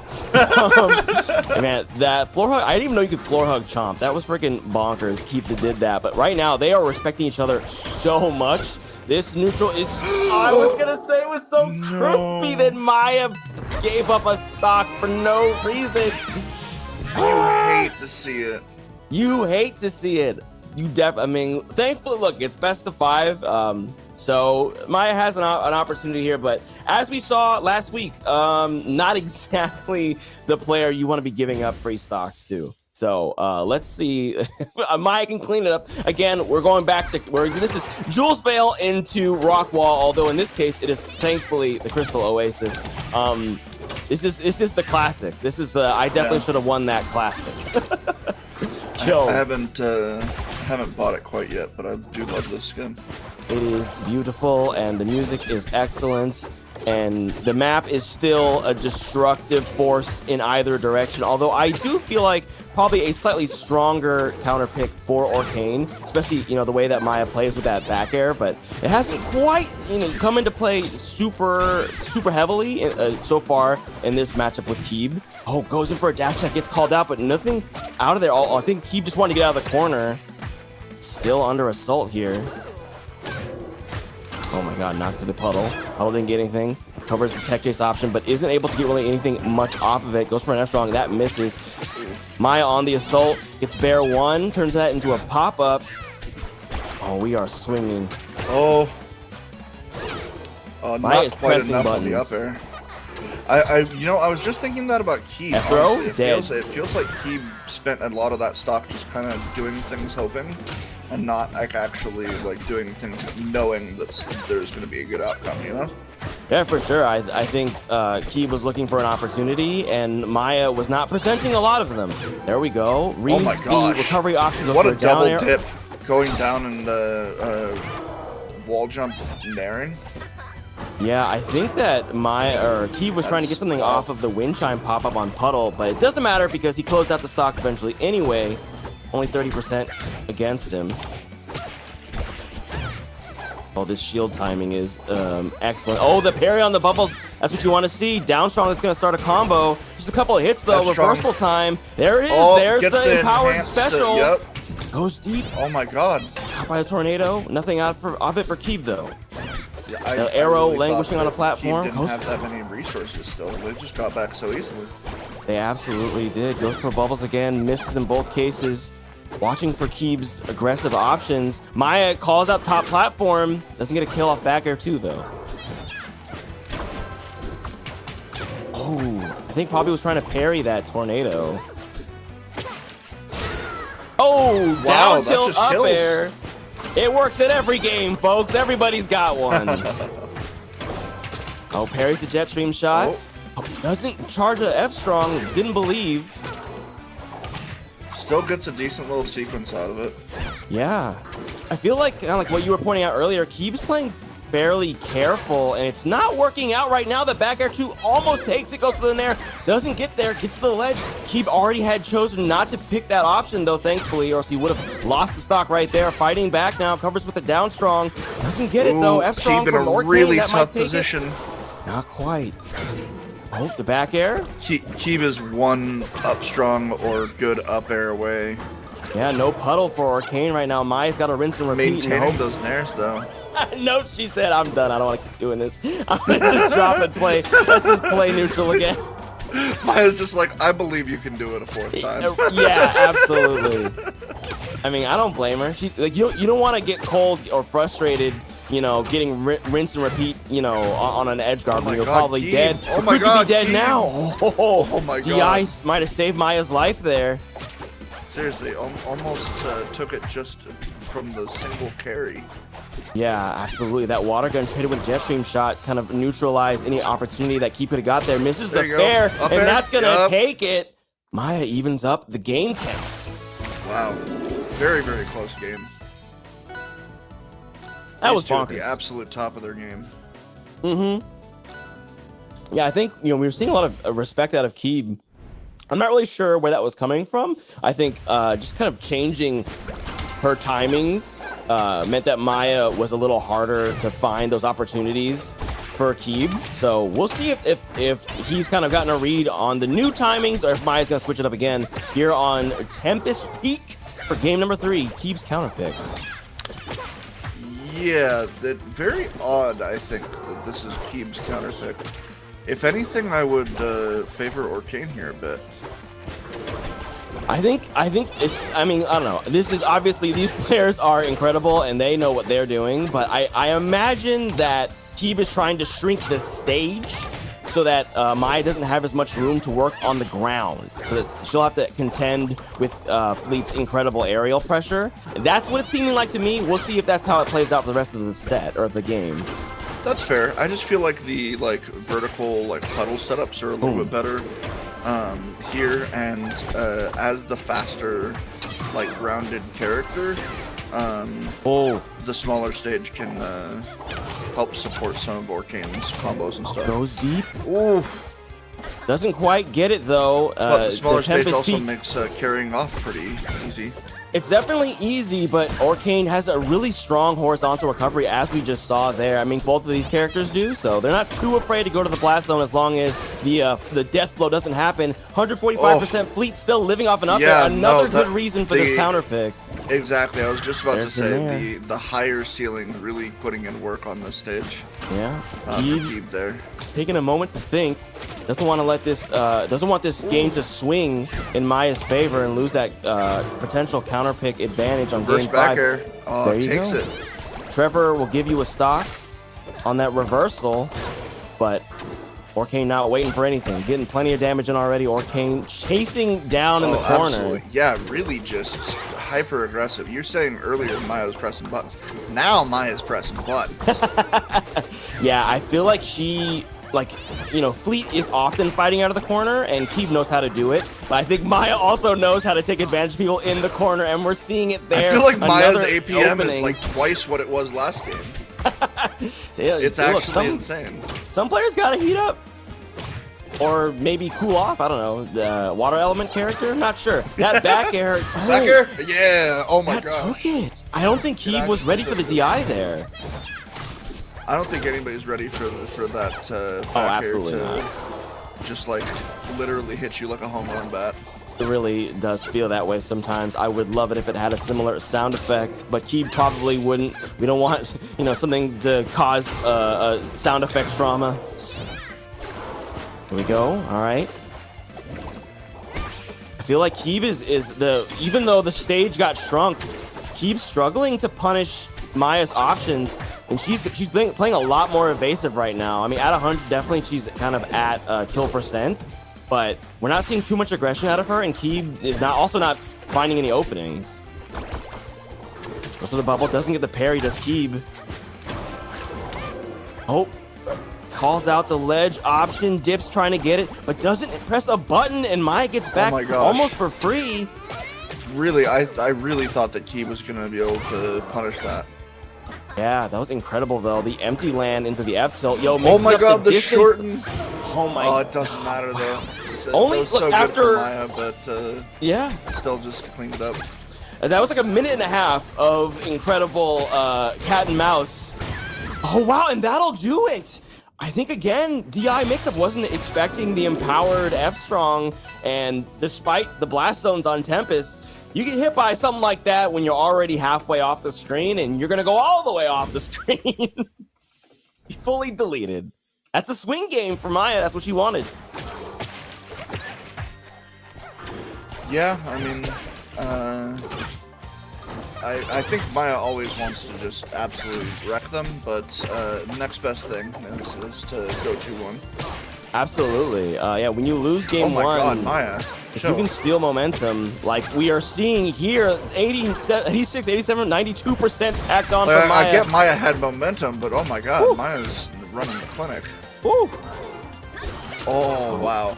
Talking pixels away from that just being an easy early stock for Maya. Might still be. Yep. He DI'd out. I think he was expecting bubbles. I think so too. Taking some time to think. Oh, yep, there goes. There's the bubbles. Yep. I mean, Maya is just one of those people who uses everything that Orcane has. She presses every button. You'll even see Chomp out, from time to time. And that's what you have to do when you're playing a character like Orcane, who doesn't have necessarily that like lockdown, oppressive, this button wins all of my situations. Oh my god, almost a perfect water gun snipe. Keeb calls it out though, and manages to make it back to stage. But the percent is climbing. We're about to get lapped here. The back air. Oh, nice strong hit on the back air. Actually caught both hits. Wow. Up air. Hit him with the Swanton bomb. Dude, her aim is ridiculous. And this is against an archer. Right? Oh, mixes up that recovery again, using the air dodge. Actually not only went from being a disadvantage to advantage on the center stage, but doesn't tech that back air, and that's gonna pick stock. Yeah. What's Keeb got to do to bring this one back? Not die. Okay, yeah, no, you're Doing right. a pretty good job of it so far. That's correct. That's definitely true. Indisputable fact. Like, obviously in general, but I more mean just getting as much extra credit out of this stock as humanly possible. And so far, they're doing an excellent job of that. Yeah, they're playing way more aggressive than we've been seeing the last two games. That percent was climbing, but poof, still into 60%. the upper blast zone. That's not nothing. Yeah, it's true. That is not nothing. And this is Forest. So, Bleak can do heinous things here. Almost enough this time. Yeah, I think that Maya is waiting to see if Keeb picks a float option or not, and then using that to kind of decide what she wants to use out of disadvantage off stage. And it's been working, I would say, 9 times out of 10. My God. But an up strong, I'm not going to cover it. The charge on that down strong was almost enough. Double bubble butt, but Keeb calls it out this time. Okay. This is almost an even game. Yeah, pretty much. Evened it out for the most part by being able to finish their food. Absolutely. More effectively. Yo, we are almost done with spring, but Forest doesn't agree. The plants are out. The shade is falling over Keeb's potential last winner's stock. Maya is evil pushing. Plants in the background. Oh, big up air. I'm trying to eat you. The bear doesn't get it. Oh, Maya, what are you doing? Oh.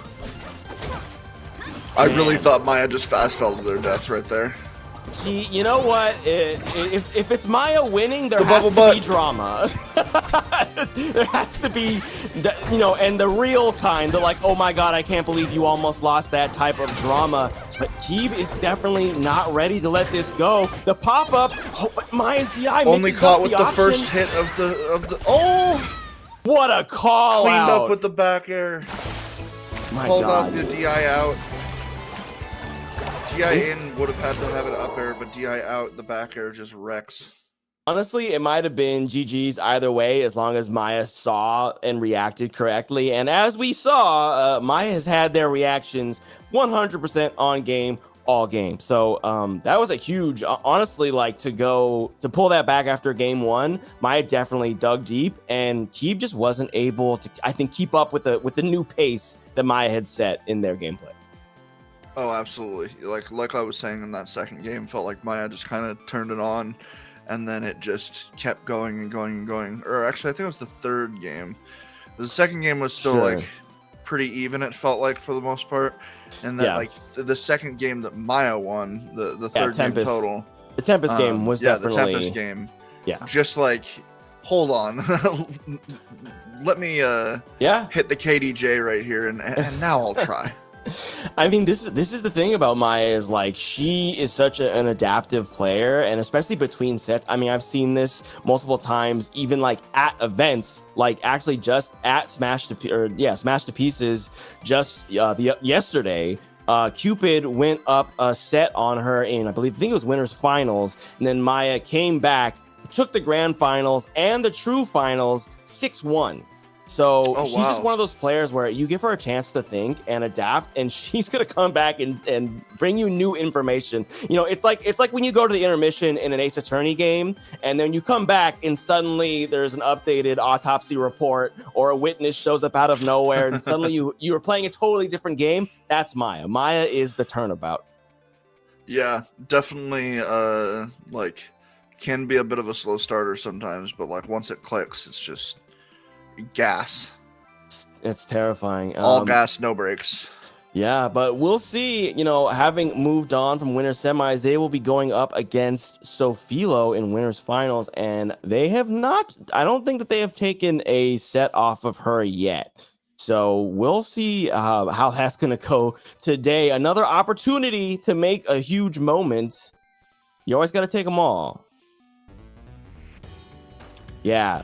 Actually, according to Smasher's app, Sofilo is 8-0 on Maya, with wins over her, in Hop On 13, and then double eliminated her in 15 and 16.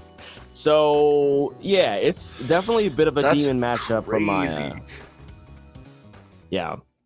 I mean, feel like I've seen them, like, on stream actively have multiple very close sets. Yeah, but hey, at the end of the day, it's kind of crazy to hear that it's 8-0. Well, look, the stat tracking is about the wins, right? But we will see that match later on. Moving on to the lower part of the bracket, in losers round 1, Saika took it 3-0 over Dia, who we saw earlier, and Bird took it 3-2 in a nail biter against Sawstep. So going on to our next match coming up right now is Keeb versus Saika. So we'll see. Is Keeb's mental shattered, or is he fired up like he was last week when he made that crazy losers run? Show us what you got, Keeb. I will say it's always tough to hit that back-to-back like this, to where like your opponent's waiting for you. So you're just like, oh great, I just lost, now I have to immediately hit that. It's true, and next game. And Dia is also a fleet, and Saika 3-0'd them. So we'll see how it's going to go between them today. I know Saika is a very strong Maple and a very aggressive one. Really likes Maple's incredible buttons. I mean, and who doesn't if you're a Maple player? But here we are starting on Godai Delta, losers quarters, game 1. Yeah, absolutely. I'm very interested to see this part of the bracket, honestly, because you know, forgive my ignorance. I can't say I know every player. I have never seen Saika or Bird. Well, they are both BC power players. making they were just making a show of it right there was Psycho, but didn't quite commit to holding ledge. So, you know, one of the nice things about Fleet's recovery, like it or not, is it is very slow on the ledge. So if you don't trust yourself to hold that ledge, she might just get it back for free. And that's what happened, and now we're having to play a bit of nooch. Oh, the coverage. Down strong doesn't hit, because though. of the crazy drift, I feel like horizontal tether combos tend to not really work as effectively. Like, oh, they do when you watch for the third layer. Catch them out, yeah. Several layers deep and catches them with the up special instead. There we go. Yeah, Maple, such a strong, like her buttons are so fast. She was able to pick a ledge option and then cover a high recovery anyway because Fleet is in recovery stun so long on her up special. But Stock's even a piece now, just like 30% between them. Keep trying to close that gap, and closing it he is, though gets knocked off stage. Saika hitting these tether combos. Wow! I think he was out of resources there. You think? I thought Keeb still had more. Well, that's what I'm saying. I feel like there's no other way that he would have died that early. Even as light as Fleet is, I'm surprised that would have killed straight out. But who knows? Maybe that is exactly what happened. But Keeb not really too fussed. 84% on Maple means that she could definitely get killed by any of Fleet's offstage shenanigans. It's just a matter of getting that scenario to happen. Even so, I think if you're Psycho, you're excited about how that went and hoping that you can get as much extra credit as humanly possible here to be able to make that last stock not easy, but you know, much more attainable.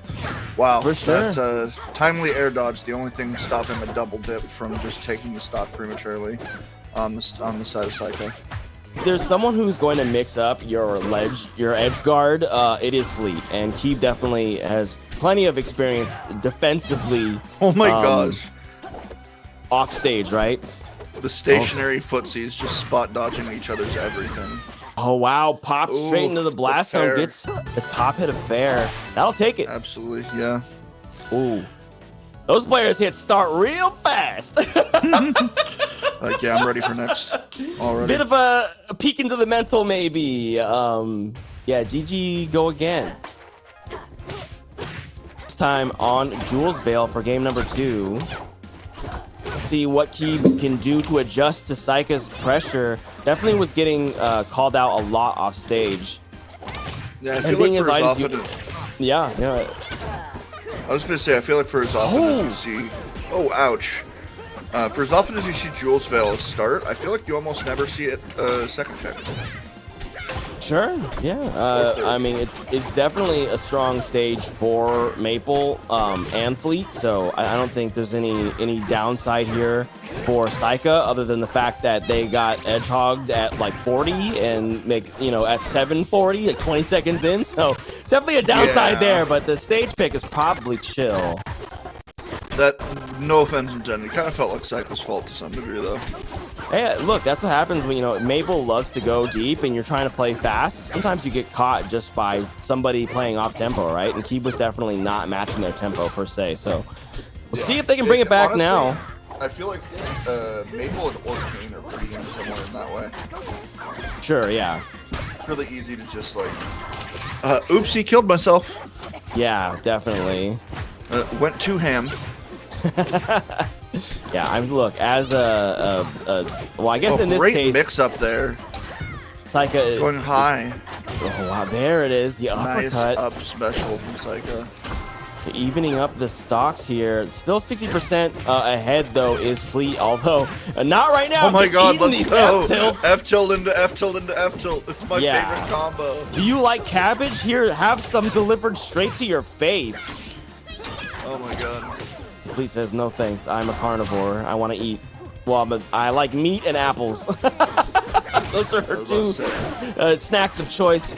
But I think Saika is trying to snack on Keeb right now. Getting that percent has gone in in Saika's direction. Keeb fighting back. Bear send off stage. Ledge guard situation. Oh, that's a very low dip. I don't know if Saika wanted to go that low. Was not going to make it back if Keeb just held ledge, which he did. Tough. Does he? Oh, doesn't get the tether combo. Wins the 50-50.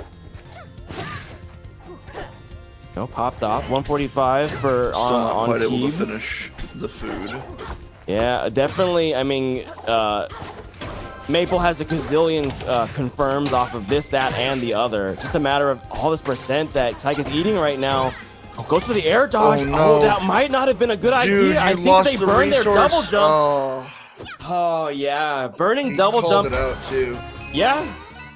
Yeah, if you burn double jump and air dodge in the same breath, yeah. Yeah, and against Fleet's close enough to punish on it. Yeah, you're done. Yeah, it's not a good idea. Probably could have just stood on the stage and take the percent or try to go for the parry. Either way, game evened up for Keeb. Here we are, game 3, Merchant Port. Psycho wants to run around. Psycho wants to use all of the stage space humanly possible or raccoonumly possible, and make Fleet have to chase him down. Raccoonily possible. Raccoonily possible. It's a word. Don't look it up. Foxly possible? You know, nobody can tell me I'm wrong, and if they do, I'll just close my ears. You can't tell me I'm wrong. I can't hear you.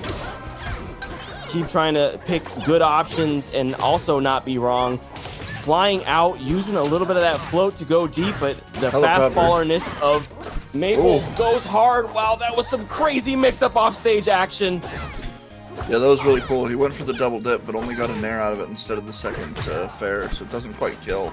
Look, and is there anything more disappointing than not enough dip on the chip? I mean, they say there's such thing as too much, but not enough could be just as disappointing. Goes for a cross-up with the nair, doesn't quite get too much off of it. Fleet throwing up, the up strong, not going to take it. Goes for a second one. Maple ready for it. Psycho getting thrown off stage, though, 120%. That could do it, absolutely. Wow, take it. F-Tilt just does it. I always forget that that's like an actual move of Fleet's and that they're not just taunting. Oh no, it's very charge. It is extremely useful, especially against some of these shorter characters that move really fast and can be very like go for, you know, a lot of these like cross-ups and stuff. That F-Tilt can be a great way to close out a stock, as we just saw. But right now, keep trying to keep this advantage. Percent's climbing in his favor. Oh, reads the special getup. And the special pummel. Doing everything, all the special things correctly at the moment. Okay, goes to the ledge. Not sure why. Maybe saw a snack over there, wanted to get some. So goes out the jet stream. Tornado gets parried. Maple still looking for an option. Keep playing very evasive. Gets the tech chase though. The double dip, not gonna happen. Yep. Keep ready to hit that air dodge. Well, doesn't quite catch them off the top with the tether combo either. Not quite. I think he went for nair, expecting Keeb to read for the up air, which I believe is accurate. Keeb dips low. Wow, what a weird tether interaction. So nuts with that reverse back air. Yeah, there it is. Or just sometimes a regular back air, but you know, back air into back air. That's a Fleet classic. Oh, of course. But I don't know, I feel like just so many times I've seen Keeb hit that reverse really well. For sure. I feel like both of these characters have potentially easily parryable moves that we're not seeing that many parries out of as soon as I say that. Yeah, a bit of a stare down there. Fleet playing very close to the Maple right now, and that's how you get killed. That's even. It is even, but Psycho's still in a bit of a disadvantage. Frankly, the counter pick hasn't been showing too much of an advantage. I think, like, all that stage space, I think Keeb is just sort of being like, well, you still kind of have to come get me because you haven't been able to hold on to a stock lead. So we're not seeing too much of Keeb throwing away their advantage to approach. And instead, Psycho's still trying to make the most out of their approach opportunities. Oh, that side special gets called out. Leaf Tasm is fast, but it is definitely something that you can punish, especially if you go to the ledge and you don't up air off of your wall jump. Psycho's gonna plummet down to the depths. That's 2-1, right? Yep. 2-1 in Keeb's favor. Took game 2 and has been running with it. I think that at the ledge, Saika has been definitely losing out overall. Those opportunities have not been going great for Saika. Gonna have to tighten it up at the ledge. Momentum in general too. Yeah, I mean, and this is the thing. I mean, Fleet is just a ledge dominator, right? And Maple is definitely still has pretty strong recovery, but it's definitely exploitable, especially at the wall, right? And Fleet loves this. You ride the wall, well, here's an arrow in your brain. So right. Keeb even more so than usual, because you'll see Keeb doing a lot of things like drop down wall jump nair to make sure that you know, get the hell off his wall. Yeah, definitely. The star jump nairs have been an option for a lot of characters. I've been seeing more of lately, which is awesome to see. But not if you're Saika. Especially since Maple doesn't even need to do all that. She basically is flying until she's actually dead. Oh, picks an option. Oh, wow, goes for the up strong. I don't know that it was possible for Maple to make it to stage there. He definitely should have just held the ledge, but maybe panicked in that moment just a little bit. Not that it's really mattered. The ledge has definitely been Keeb's domain so far, but Saika getting back to stage. Let's play some neutral, he says. Please, just a little bit of neutral. Oh, not quite the right timing there for the down air. And give Maple an opportunity, but the raw nair just does it. Mm-hmm. Very powerful. It's such a good option for Fleet. It's so fast, and it definitely kills, even center stage, as we just saw. So really good option, especially against Maple. Feels like this game in particular has just been a real... Ooh. Hey, there we go. I was going to say it's been a real struggle for Saika to just really get much of anything going. Yeah, I think Keeb is still sticking to his own tempo and not playing Saika's game. I think that in the first game there was a little bit more of that, like trying to match that pace, especially after having just gone 4 games with Maya. Was probably feeling a little accelerated, but as we saw, even in Maya's case too, in game 2, Keeb tried to slow it down, and this time slowing it down is definitely working. That's gonna be a pop-up. Oh wow, dies before the wind chime even goes off. Is that what that's called? Is that canon? The wind, that's what people call it, and enough people call it that I assume the devs must have called it that at some point. Fair enough. It's I've certainly... always just called it a mark, but sure, yeah. I mean, wind chime is cool, and it evokes the sound of it. Yeah, exactly. It's got the wind, it's got the chime. What's not to love? Speaking of things that you love, Maple almost went for a double dip. I think Keeb mixed himself there. That wasn't even a double dip. Yeah, I think Keeb... I'm not sure. I think he mixed himself a little bit. Yeah. Oh, it might not matter, though. Yeah, this is a tough position. Hopping out of there. Catches the recovery. Caught him with the side special and the dare. Oh, perfect timing to trade the chime back to Fleet. Pretty impressive. Oh, goes for up air, but doesn't quite get the option. Oh, well, the margins are going in Saika's favor at the moment. Oh, instantly reacts with a down special. Oh, doesn't get the timing on the tech roll. Tries to charge it. Saika sees through it. Doesn't matter. Trevor back air will take it. Still in game 2. Or is that game 3? Is that it? Game 4. Yeah. That was it. That's it. Dang. Keep really moving made quick on. Work. Keep moving on to face Outcast. Outcast took Bird 3-0, just like the winners or the losers run that you were talking about, hoping he would have.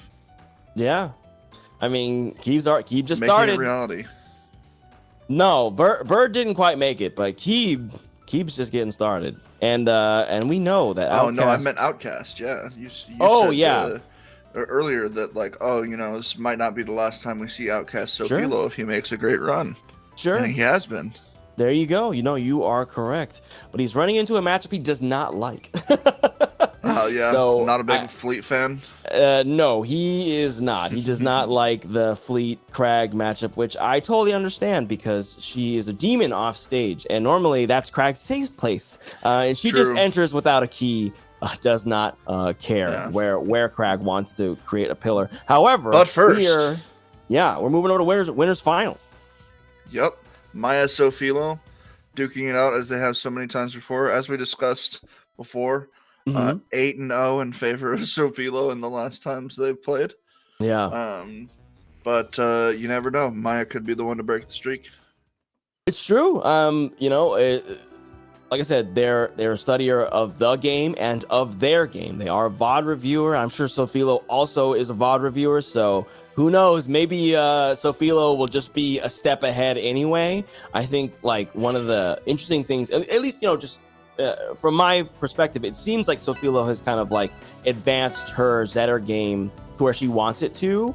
And Maya is in the process of advancing her Arcane game. So I'm curious to see, with these two players kind of reaching a high point, right, in their power levels. How will it match up this time?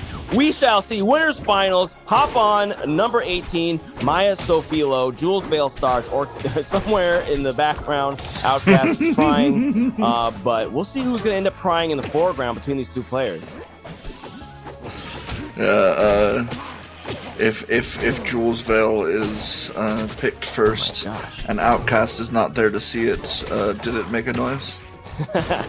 I do not know, but I do know that Maya is making a lot of noise on stage right now. Gets Sofilo up to 122%, and the call out with the back air says, down air this. I don't think you can. I know you're hoping to play safe, but I'm not going to let you. That was the amount of timing mix-ups that just happened there is high. Maya just instantly rolled out of that shine pressure. That was pretty impressive. Yeah, that was pop kind up of there. Insane. Oh, but actually, just like I think was trying to go for ledge. We got caught by the F smash instead. And that's the Zetter special. You want to go for a ledge? I'm gonna grab you. Be with that F strong. Almost gets the punish timing to Sofilo, but it doesn't matter though. He's still in advantage state. Getting stuck on the ledge was Maya, and now the percent is swinging heavily in Sophie's favor. Yeah, Sophie just like, to fight back. Kind of making this stock her bitch. Just a smidge. Goes for a double empowered F strong. No puddle though. Doesn't matter. Get amp. Just as I say to that, the ceiling. Takes Maya's one, good sequence and brings a reversal into a just clean back air up strong. Classic. This is one of the things that was happening at Smash to Pieces last night. Was Cupid was taking a ton of, and Cupid, for those who don't know, is a Zetterburn player as well.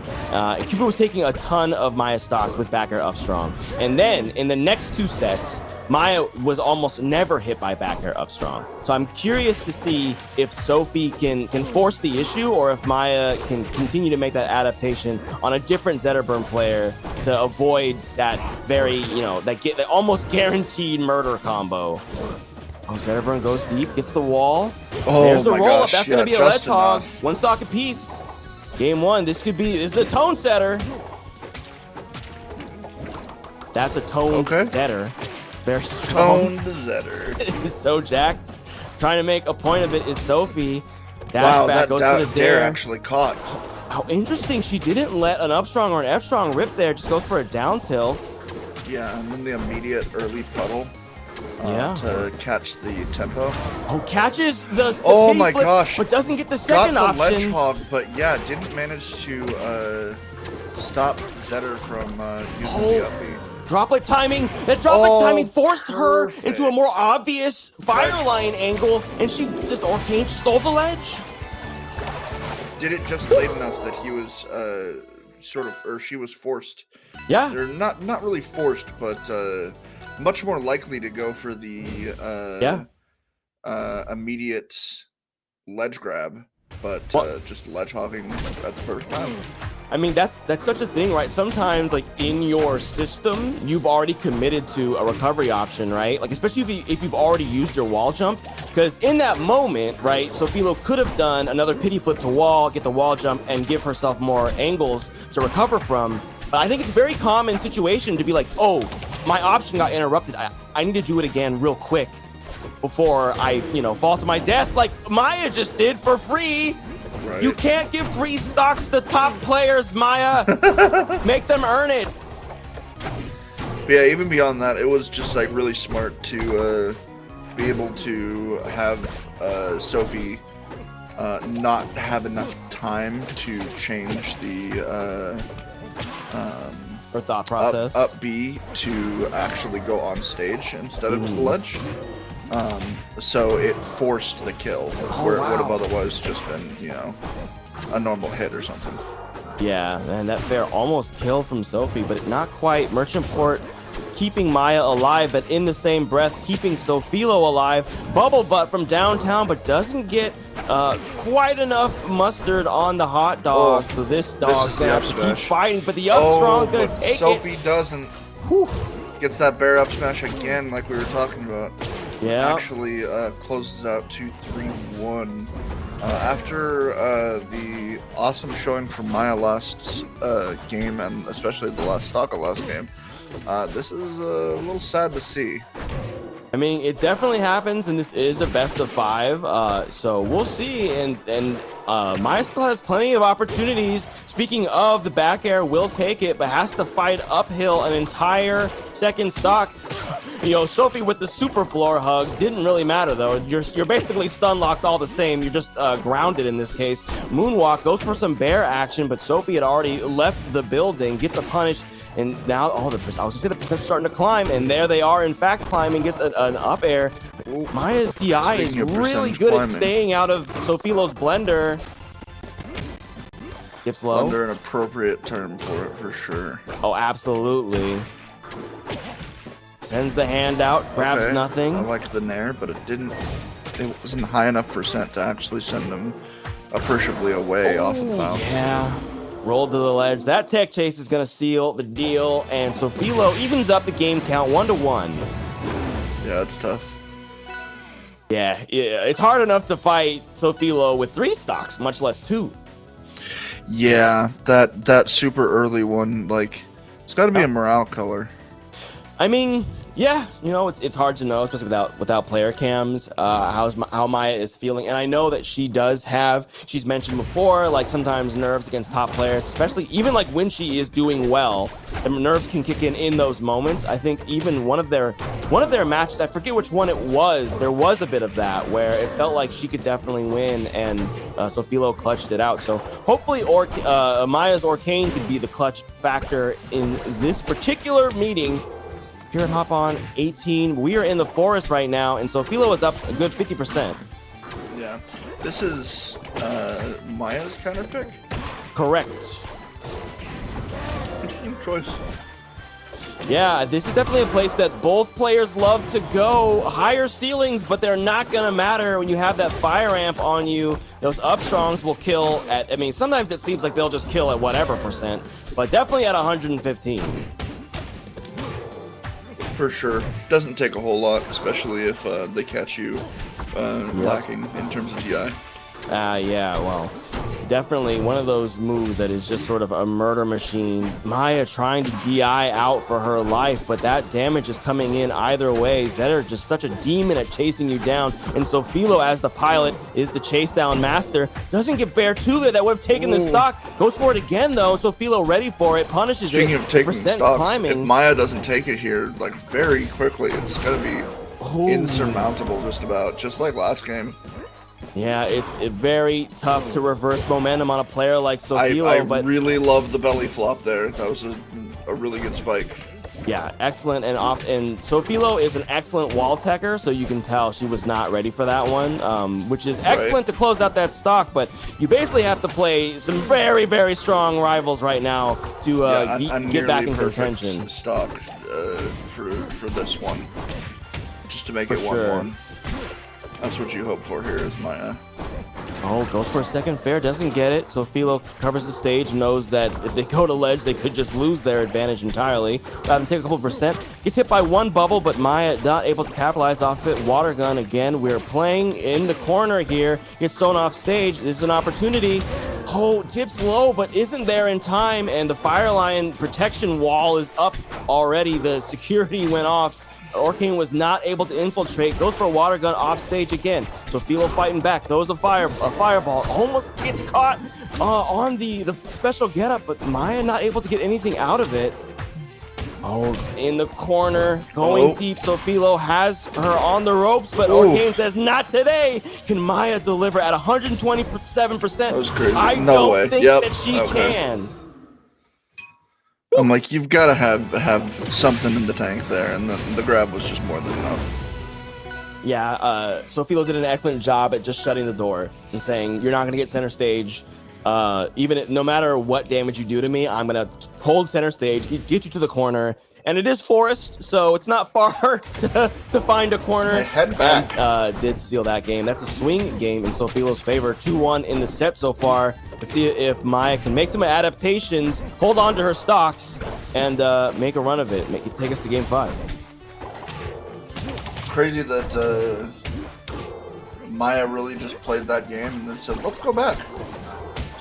Yeah, I mean, it was looking doable until that second stock got away from her. Once that happened, it was just such a huge uphill climb, especially since like Zetter is more than happy to just sit there and hit you with fire moves, especially if he's up a stock. Like even if you're getting a lot of damage in on him, he's getting 5% for free at a time per fire option, and like, you know, you can't really afford to give him stage control just because he has fire on the ground all the time. So it's just one of those things where Zetterburn with the lead is tough, but what the somehow, hell?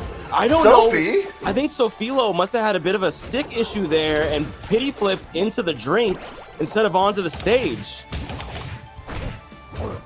Is not stopping her momentum whatsoever, though. Really did not need to flip there either. Almost 70% there. Oh, there it is, climbing up to the ceiling.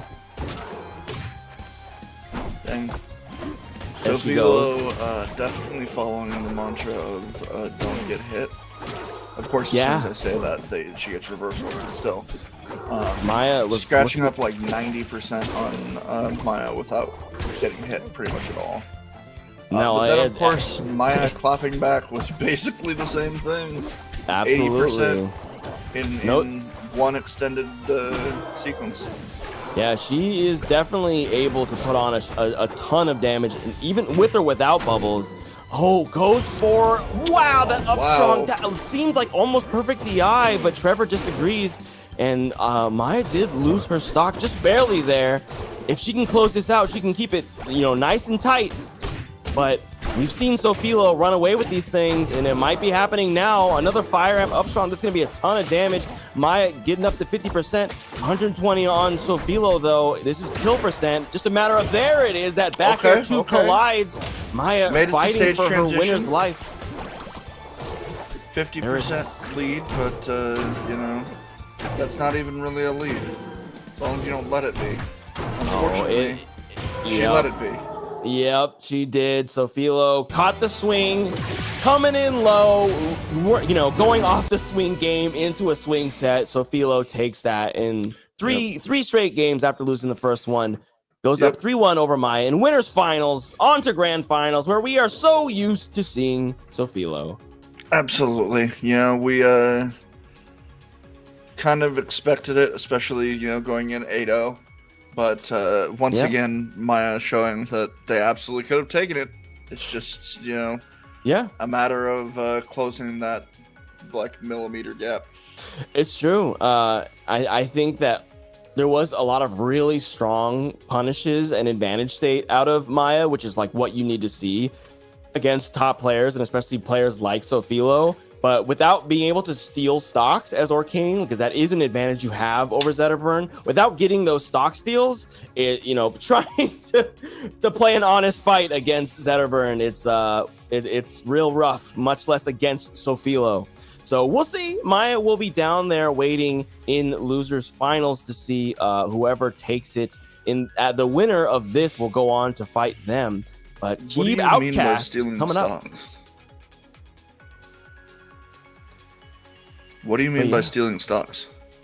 Like going deep, calling out, pity flip to the wall, like going, like being able to intercept Zetterburn's recovery paths. Because since Arcane can always get back to stage as long as he has a puddle, he can go so deep. I mean, he can be in the blast zone wherever he wants, chasing Zetterburn down. And like that's something that Maya's definitely very good at doing. But it just wasn't happening for that set, and without it, like I said, it just makes it. I think that's what makes it a hard matchup. Is if you don't steal those stocks, then you're gonna have a hard time on stage. Yeah. Yeah. Any insight to Fleet Crag? This one is a matter of having a hard time off stage. I think. Oh yeah, you were talking about that. Yeah, Outcast in particular. I don't know how other Crags feel about the matchup per se, but I think Outcast maybe just kind of his play style. He's felt like Fleet definitely has his number a little bit in that offstage situation. Outcast spared the horrible fate of having to start game 1 Jules Veil instead. Keep Outcast starting here on the forest, where frankly Also, both of these characters can do just horrific things to each other, as we're seeing now. Yeah. Also, fun to note that Outcast won a ranked game between now and the last set. Gotta stay warm somehow. They were at an 8-win streak, now they're at 9. You know, we love to see people just continuing to play. Going down the elevator a little bit, just waiting for an option. I think Outcast wants to just get a nice clean operation, but that you know, the pillar getting parried immediately is not a good sign. That wasn't even like pillar 3. That was pillar 1. So ready. Yeah. Oh, 2 hits on the defense roll. Goes for the ranked. Wow. Big F strong, but doesn't get the hitbox extension. Does it again. Now that's Wow. Yeah, that's some real Crag type shit. Crag-nanigans. Crag-nanigans. Absolutely. Oh, now the know combo the percents. Easter egg Crag shows up in game as Craig. It's pretty excellent. I'm very happy about it, even though Crag is a meanie weenie, and he should stop up-airing me so many times. Yo, Outcast goes deep with the defense roll there. Yeah, I play Olympia now, so I'm super normal. Yeah, either. Up air, up air, up air, up air, up air, into up air, into up That's air. everyone in this game. Yeah, that's fair. I can't say that I'm any different as a Zetter player. Exactly. I love my weak hit fall up airs. They're so beautiful. Well, right now, getting that's the perfect hit on Nair is Outcast, but unfortunately dropped the combo. Is going very, very high. Keeps still calling it out. Goes for the pillarless. Pillarless again. Just a regular defense roll. Pillarless. Oh, not going to make it back though. Yeah, I think he was just trying to eat up resources. On making pillar? Once you have made, you have to touch the stage, not just another pillar, before you get your pillar back. So yeah, and once you use the defense roll hop, then you lose your pillar, regardless of if you've used it or not. Which is why, yeah. So that's why, like, people. Yeah. There you go. Get some back airs. Get some action. Oh, stuck with the rock in his hand. I think the further the pillar is. Oh yeah, stuck with the rock. Oh. I think the further the pillar is away from stage, the harder it is for your opponent to answer it most of the time. For sure. That's fair. Yeah. Oh! Oh, but doesn't go for an F strong. An F strong would have done it, but a fair will do it all the same. Wow. That was spicy. I can't say he covered every option there, but he sure made it look like he would. No, for sure. I think he was definitely playing Crag right there. Some real Crag-nanigans. Big buttons. Like let me just win, please. Can I just win? F strong, fair, please. Let me win. And keep gave it to him. This is the thing about Crag is sometimes trades go in his favor. You know what I mean? So if you're not approaching clean, then you're gonna eat extra %. Which I think. Yeah, I mean, is it even trades when it's Crag? It's like it's robbery. A raw deal there. Yeah. Like, yeah, you might get a punch in or so, but he's gonna take your car and your GameCube and all of your money. He's taking all your stuff. But right now, keeps trying to get some of it back. Calls out the pillar. A bit of an odd spot to put it in from Outcast there. Goes out really, really high to stage. Drops to the platform as a mix-up. It kind of works, but he's still in disadvantage. I was about to say, I mean, love Krag. the mix-up, but he's still getting tech chased. Yeah. Okay. Well, he waited out Fleet. Oh, but doesn't get the jump off the shield. That means that he was stuck in the roll. Oh, excellent tech. Got the backboard set up. Some extra life insurance. Just stands there and lets the flip shot hit. You can't just give up stocks for free like that, man. That's on you. That's on you. You were just standing there. Oh, dips real low. Oh, that's got to be done. Oh my gosh. Krag lives those. If he's suppose, off but stage, against he's the happy. complete, that's kind of crazy. Well, he had a Lives floor those. under him, so it helps. Yeah, he had like 6 inches of pillar because he's at the bottom of the stage. That's all he needs, you know? He picked a good contractor to work with for that pillar. It's very sturdy. It may not be tall, but it's sturdy. Yeah, exactly, you know? This contractor can do pillars of all kinds. Krag going deep into the blast zone and up and away. A fair that clears the field goal mark. No extra points, just 1 stock taken, but it will even the stocks at the moment. But in real deep trouble, 132% on Krag. Even on this big rocky boy, that is a dangerous place to be. Double tech on the wall. Says, if you can't get me over that, then you can't get me down at all. However, we've gone coast to coast, going deep. There's another pillar. No more backboard. Into the blast zone you go. Keep up a clean stock. That was kind of insane, actually. It's really, really patient from Keeb. Didn't get flustered. And speaking of getting flustered, Speaking of getting flustered, Outcast was just he was done. He saw. I just want to go next. Yeah, he saw Absa down on the mountain and wanted to say hi to his friend. He was like, "Oh, Absa, hey!" He just wanted to go down there and say hi, give her a high five, welcome her to the game, as she will be arriving July 1st. If you didn't hear the news already, where have you been? But I'm actually so hyped. It's gonna be exciting. I'm sure that Hop On. I already know quite a few people will be trying out the GOAT when she arrives. But speaking of GOATs, we've got two strong ones on the stage still. Game 3, GOAT I Delta. Keeb in the driver's seat. GOAT I Delta. Yeah, just add in some PNG goats on the mount, like on the volcano way back there. Oh wow. Yeah. No, that's a little not safe. Not a safe recovery. I really feel like Outcast's defense rolls have been a bit of his undoing. He hasn't gotten a lot of results off of them in like on-stage situations, and Keeb has been ready to call them out in off-stage situations. Might have to resort to other ways to approach the stage. Oh, we are dodging. We are in the 3D. We are in the background, avoiding grabs. Both players using their gimmicks at each other. We don't want to play neutral. We want to throw rocks in air. He almost got stuck carrying the rock again. Absolutely. Oh, didn't go well from the last time. Didn't go well for him this time. Oh, but swinging back. Knocks Fleet off to the ledge, but this is Godai. She's got plenty of room to float back at you. That big Krag body gonna get caught by the roll-in, and Keeb was ready to pressure for the pillar. I think there was a bit of a checkmate.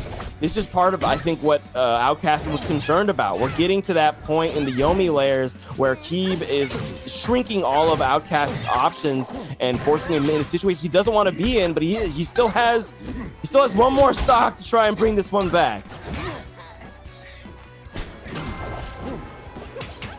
Oh, goes for the nair. Doesn't get anything. Pops him up. Goes to get the Fleet, but I think maybe forgets that Fleet is extremely actionable in the air. It's kind of her favorite place to be. Popped off the backboard. Couple percent. Backboard again. There's the nair to pop up. Get the up air. All right, we've at least taken one stock, but you have another one to do. Yeah, definitely. I feel like it's an uphill battle, or as cliche as that is. For this. Oh! Gets him just above the pillar, so he doesn't get to tech off of it. Field goal. Or bounce. Extra points. Keeb is, I I think proving the point that Outcast is making. It's looking a little rough right now. Fleet Gaming is outdoing the Crag Gaming. Yeah. Well, and plus you said that Outcast doesn't like this. No, I think that his special uses off stage in particular have not been working out, and we're not seeing a lot of cheese.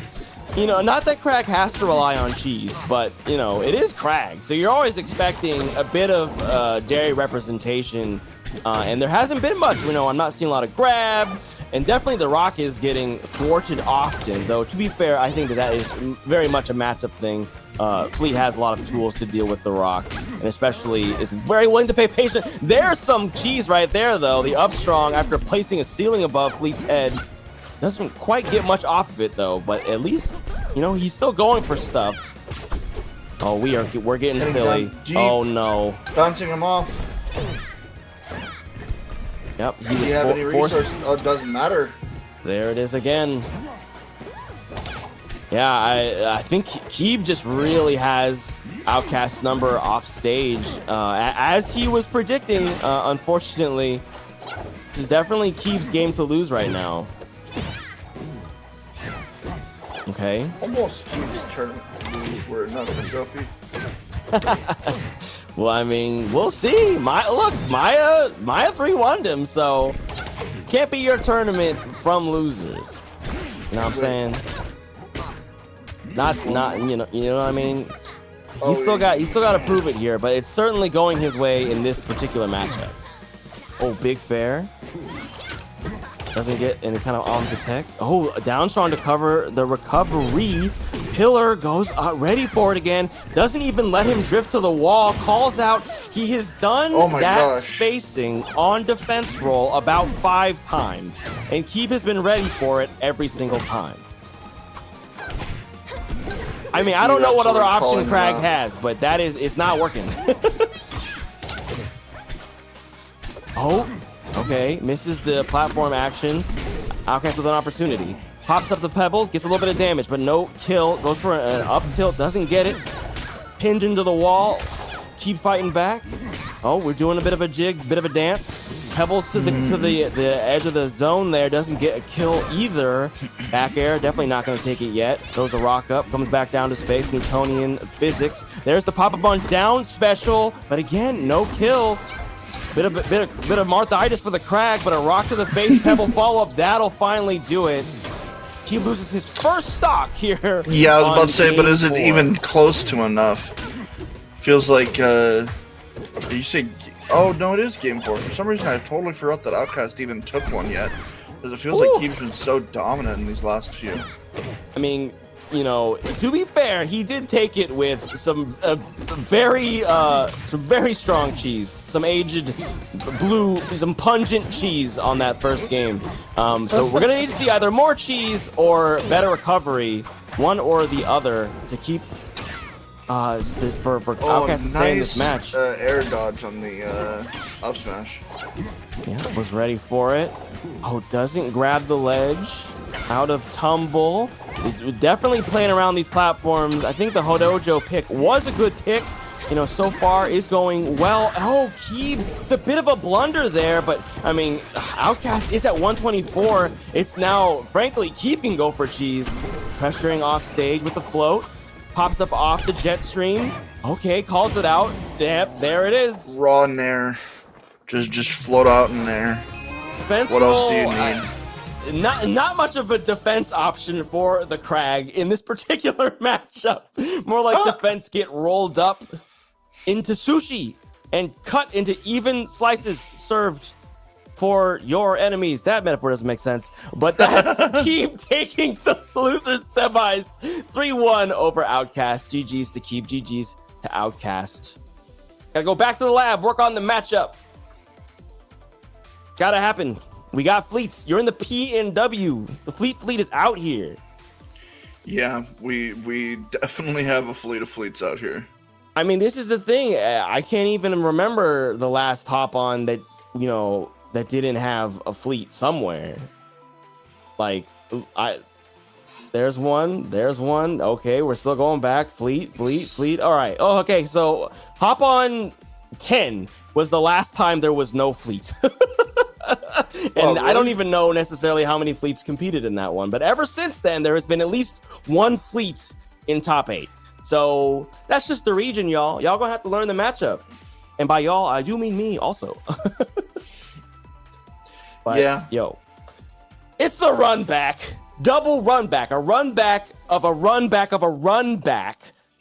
Hop on 17. They both went game. They took a set off each other, but Keeb did the eliminating. So we are back again. Maya sent Keeb to losers, and they're meeting in losers finals. This is Keeb's opportunity to send Maya home again. Can he do it? He has been playing hot. Both players on their preferred skins. Absolutely. As always. Uh-oh. Double tie. Uh-oh. 2 ties. Oh. I don't know. What could this mean for the rest of the game going forward? Just Keeb have the edge. The mind games have already begun, but we are beginning on Godai Delta. Again, losers finals rematch. Maya Keeb. Let's see how it goes. Starting off. Lots of advantage coming out of Fleet. Oh, we are getting juggled right now. God. Not where you want to be. Goes back to stage with an aggressive option. Goes for a grab, doesn't get it. Manages to stay safe. Nice Covers. Scrap. That's where you want to be as Maya. Oh, she loves to scrap. Don't love the Cyclone as much. Oh, Get caught by that. jumps Actually, real just high. dared to remove the projectile for Puddle. Yeah. We love to destroy articles with normals. It is very, very useful, especially against Fleet. Don't forget, you can do it. You can just punch the tornado. Why? I don't know, but that's how it works. So use all the tools at your advantage. Speaking of, Maya goes for a deep bubble butt, but Keeb was ready for it. Calls it out, but wasn't ready for that back air. Quick evening of the stocks. 2 apiece. They are flying at each other. Literally. Yeah, gliding definitely. and butt propelling. I don't know. It sounds bad, but that's what. Look, I didn't make the move, but that's definitely what's happening. Baby dashes of intimidation. His mouth is propelling his butt. To be clear, That's true. It's so upsetting. butt propelling would be a lot more disturbing. That no, you know what? You're right. Wow, Keeb gets Wow, perfect timing that's so on that deep air for it. dodge. Oh god, And that's he's getting huge. punished so hard for it. Yeah, that was a lot of extra percent tacked off that wind chime, though we are still at about even percent.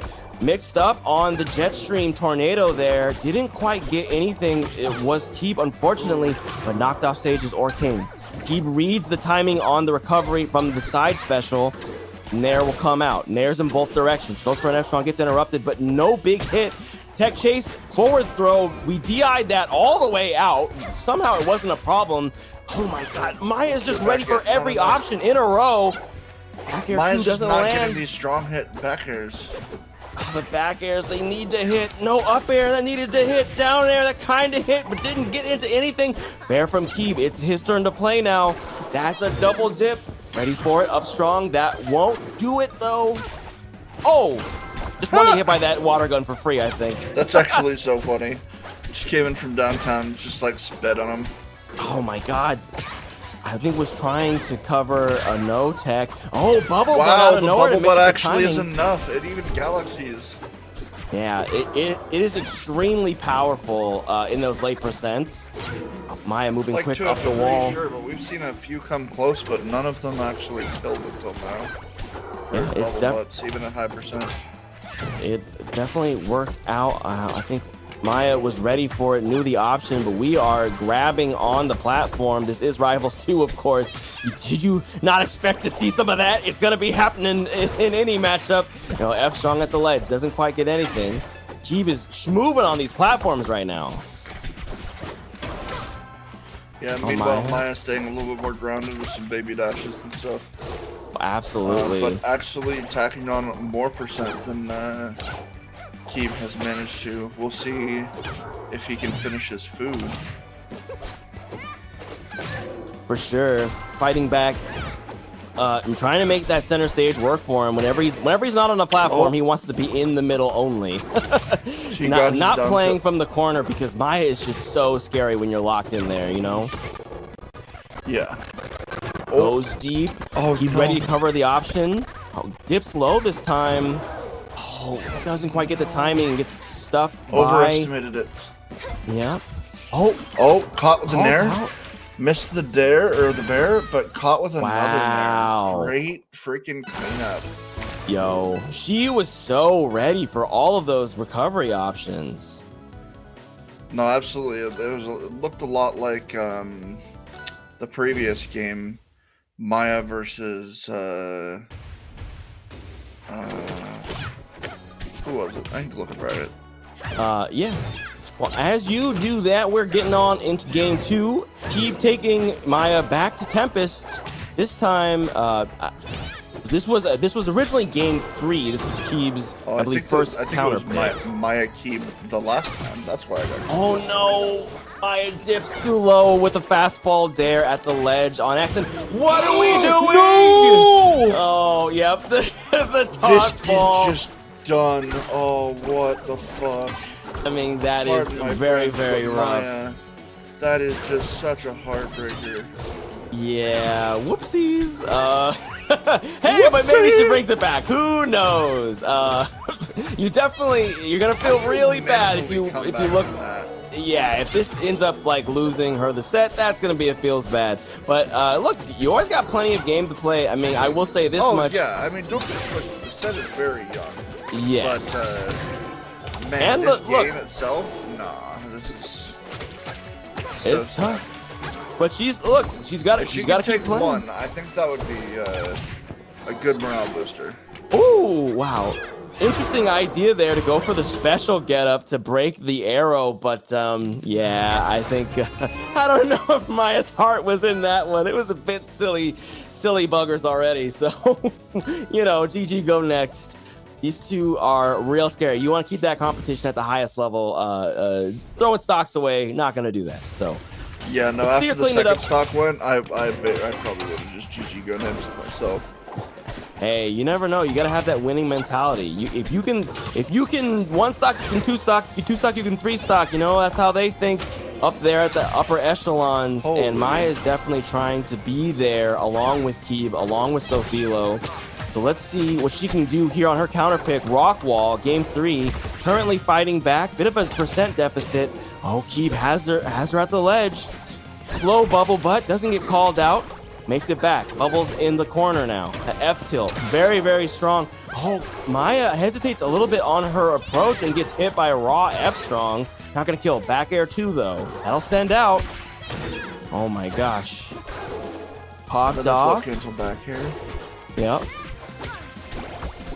Crouch cancel. There's the bubbles. Maya kind of struggling to connect with that strong hit of back air. Yeah, it's always so tough, especially, I mean... what even was that, a nair? Yeah, you know, that both Nair and Fair always doing so much work for Fleet, so that means Orcane or Maya down in the set at the moment, but a parry into nice up parry. strong, that will do it. Charge up strong after the parry stun is a good way to close it. Absolutely. Charge in this game is very, very helpful. So if you ever get an opportunity to call something out with an option like that, it is good. But right now, Maya is just getting clipped by all of Keeb's options. Keeb is throwing out a lot of large horizontal hitboxes, and they keep working. These dash attacks, the F tilts, the forward airs. I mean, it's all working for him right now. Gives up the ledge, though. Maya has a chance to get in here and start getting some damage. Water gun into the bubble. Oh, tries to parry the water gun, but doesn't quite have the aim right. Was just waiting for the side special to come in and floor hugs it to get a grab, but nothing quite off of it. This is still Maya's time to try and get some percent, but she loses that stock. Probably not how she wants this game 3 to go. This is her counter pick, which she won in their first game. She's gonna have to close up these stocks. Oh, dips low with the up air, but the instant wall tech will prevent it from having too much of an effect. All the jabs. Off stage. Shades of earlier Keeb where we're doing a lot of waiting. That could be Maya's opportunity to make bigger waves, but the ledge guards are the edge guarding is just hitting way harder this time. Yeah, absolutely. I feel like Keeb has just been like way more on it than he was the last set. Yeah, last honestly, these two at least. This is shades of what happened last week, where he made all the right adaptations, and a lot of it had to do with the edge guarding. Speaking of an empowered side special, it kills y'all if you didn't know. Yeah, but went deep for a mix-up on the recovery, and Keeb was ready to cover it. Did not commit to ledge before Maya hit the up special, so that's 2 games, 1 up for Keeb. This is going into game 4. This is Keeb's chance. Could he not double eliminate in one set or in one tournament, but across 2 tournaments, Maya? Double eliminate. Yeah.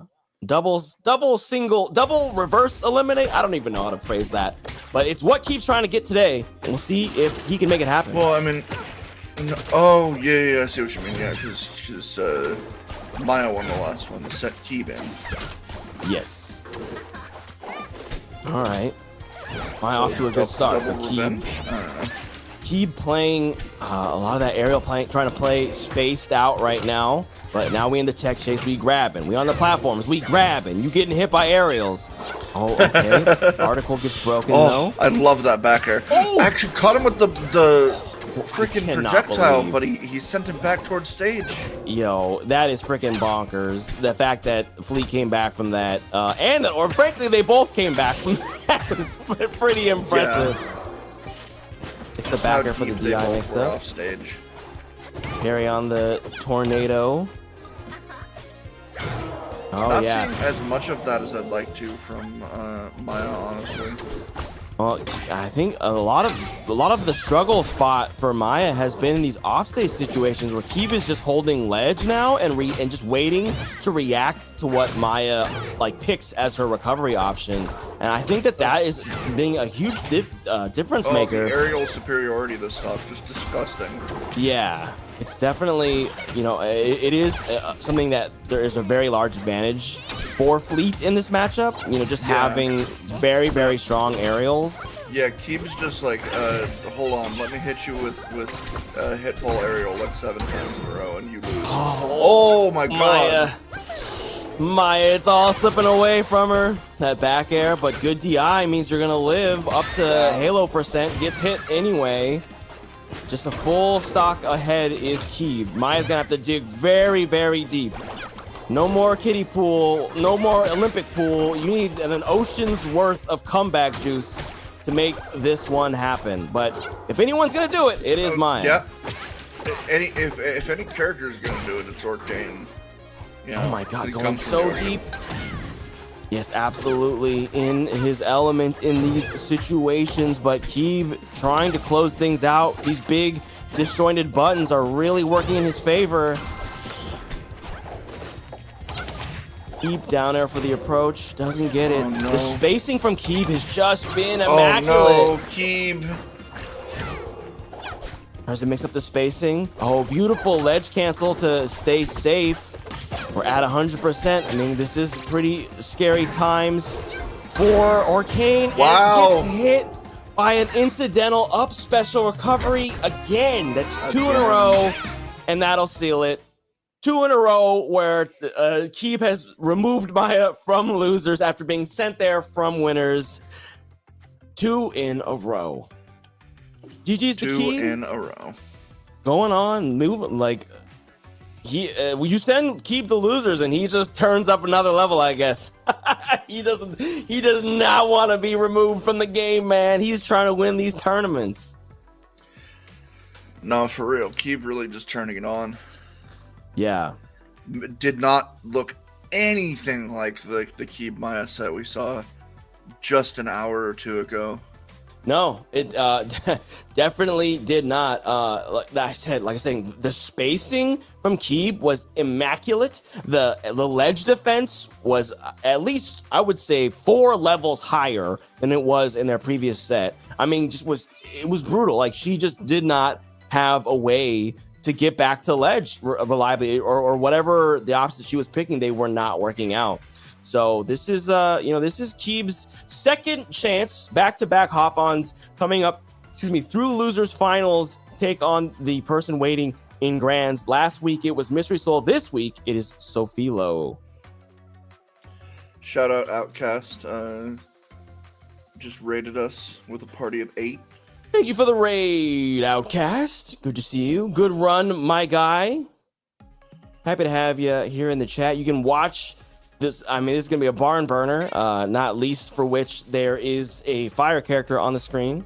But also because Sophilo is a bit of a menace. Oh, by the way, haven't called it out yet, but reminder for folks in chat, if you are watching, all of those who are enjoying this excellent hop on Rivals 2 entertainment, we do have Matcherino set up here. If you do ! Matcherino in the chat, you can go through there, check out the claim code link. All you have to do is just be signed in, and that's free money for all of our players who place in payout contention. So please do that. Check it out, Matcherino. It's free. You just have to do a little clickety-clack, and then we get free money for either Sophilo or Keeb, or a little bit of both, depending on the split.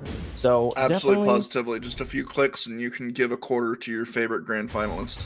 Yeah, quarter at a time. If we get all 50 codes, that's $12.50. That's more than zero. And if you're, this is a free bracket. This is kind of just, to give the Pacific Northwest some good sparring partners. Meet new people, beat new people. But might as well make a little bit of money if you can, and if you're enjoying the show, which I hope you are, because this has been a scary one as always. Hop on never disappoints. Let's see if Keeb and Sophilo will disappoint. No codes this week. Never mind. I'm lying. Wait, what?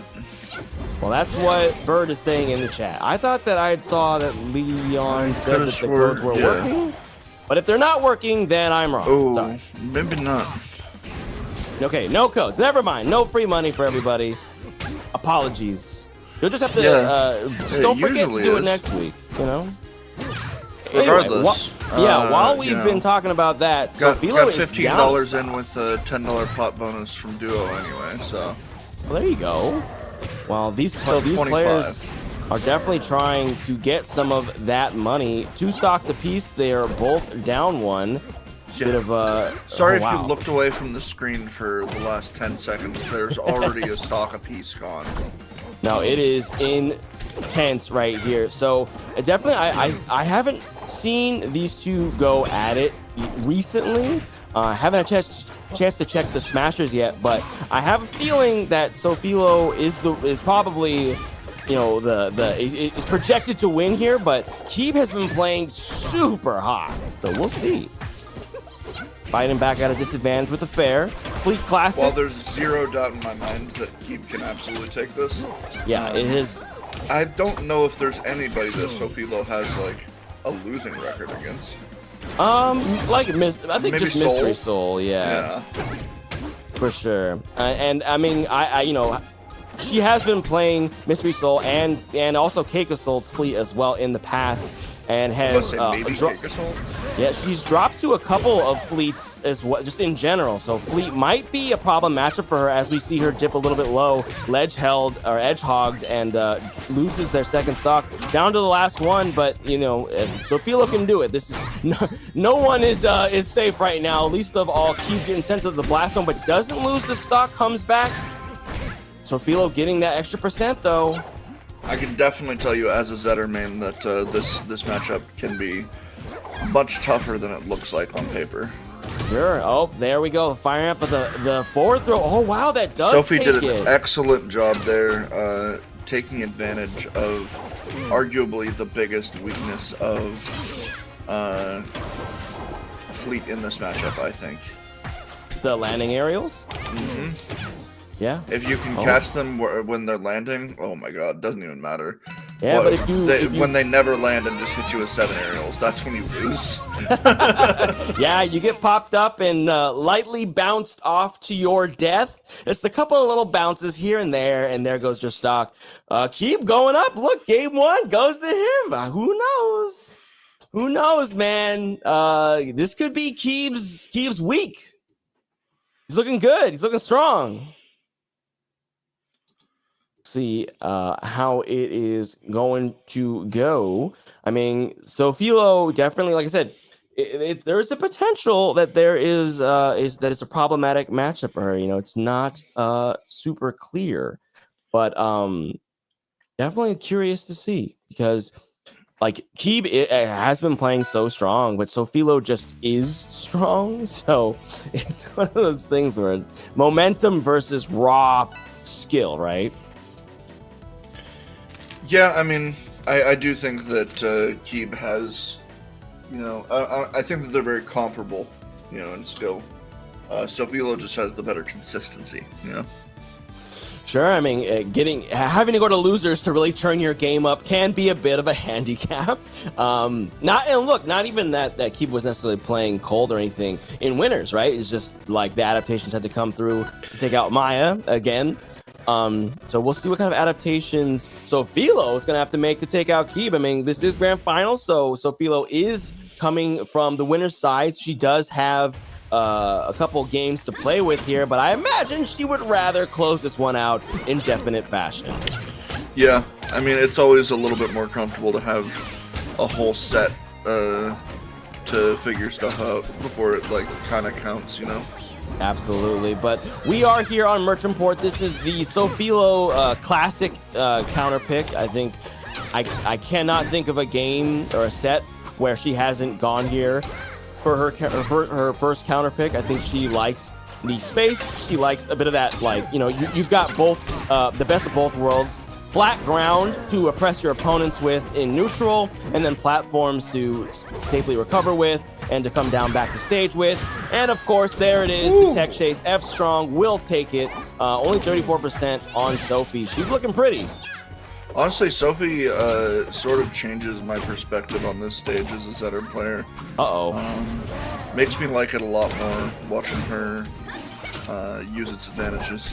Yeah, no, definitely. She's very, very good at it. Keeb there just Double went fair for a bit of a Trevor back air to take that stock early, but Sophie's DI was on point. Barely. Mm-hmm. If Keeb was just a few pixels lower, they would have been forced to try to go to ledge, and it's done.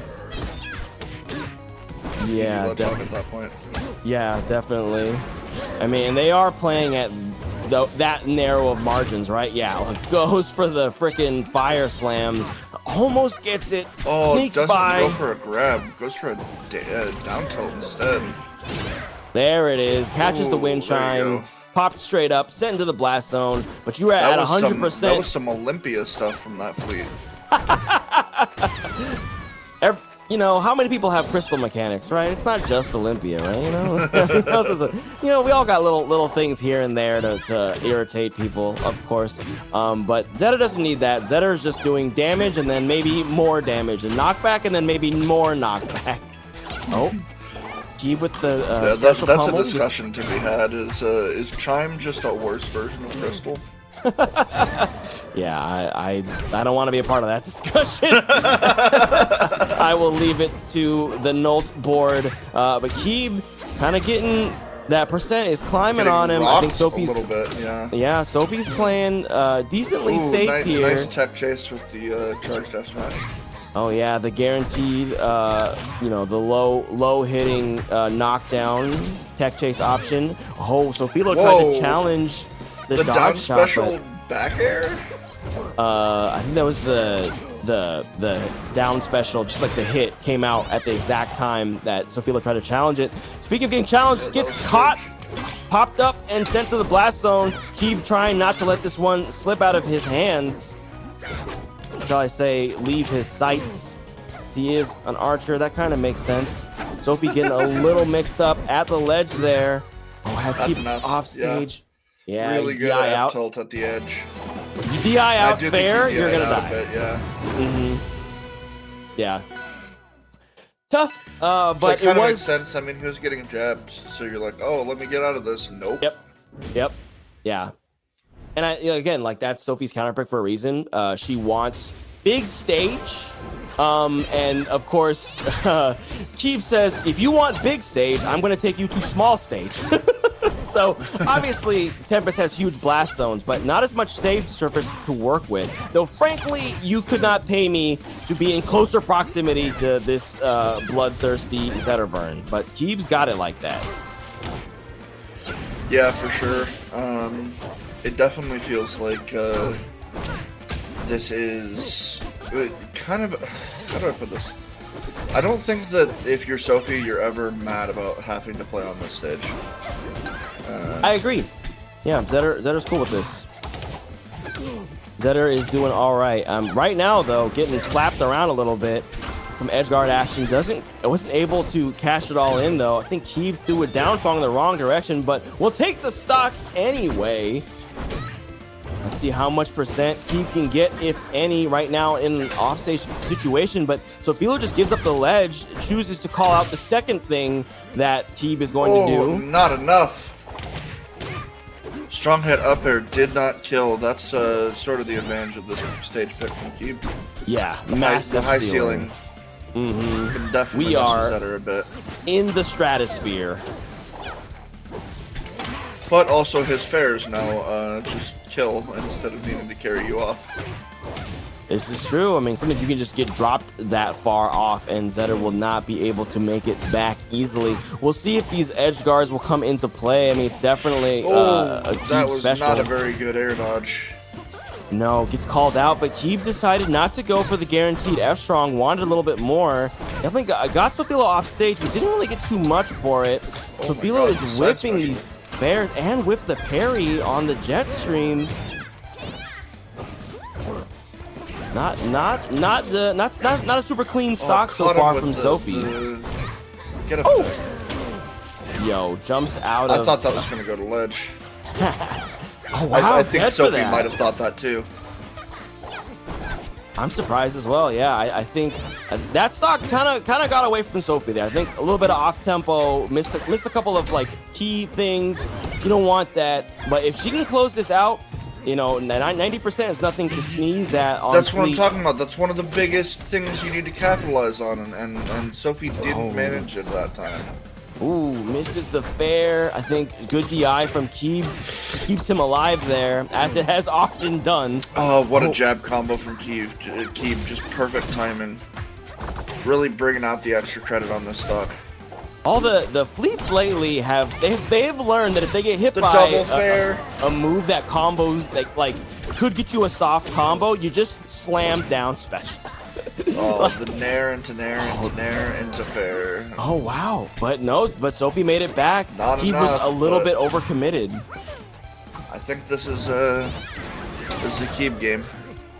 Well, we'll see. Oh, there it is. Can Sophilo have an incredible stock? This is game 3, a chance for Sophilo to solidify a lead at 120%. Very vulnerable. F-Tilt's going to send deep into the blast zone, but Keeb gives up the ledge for free.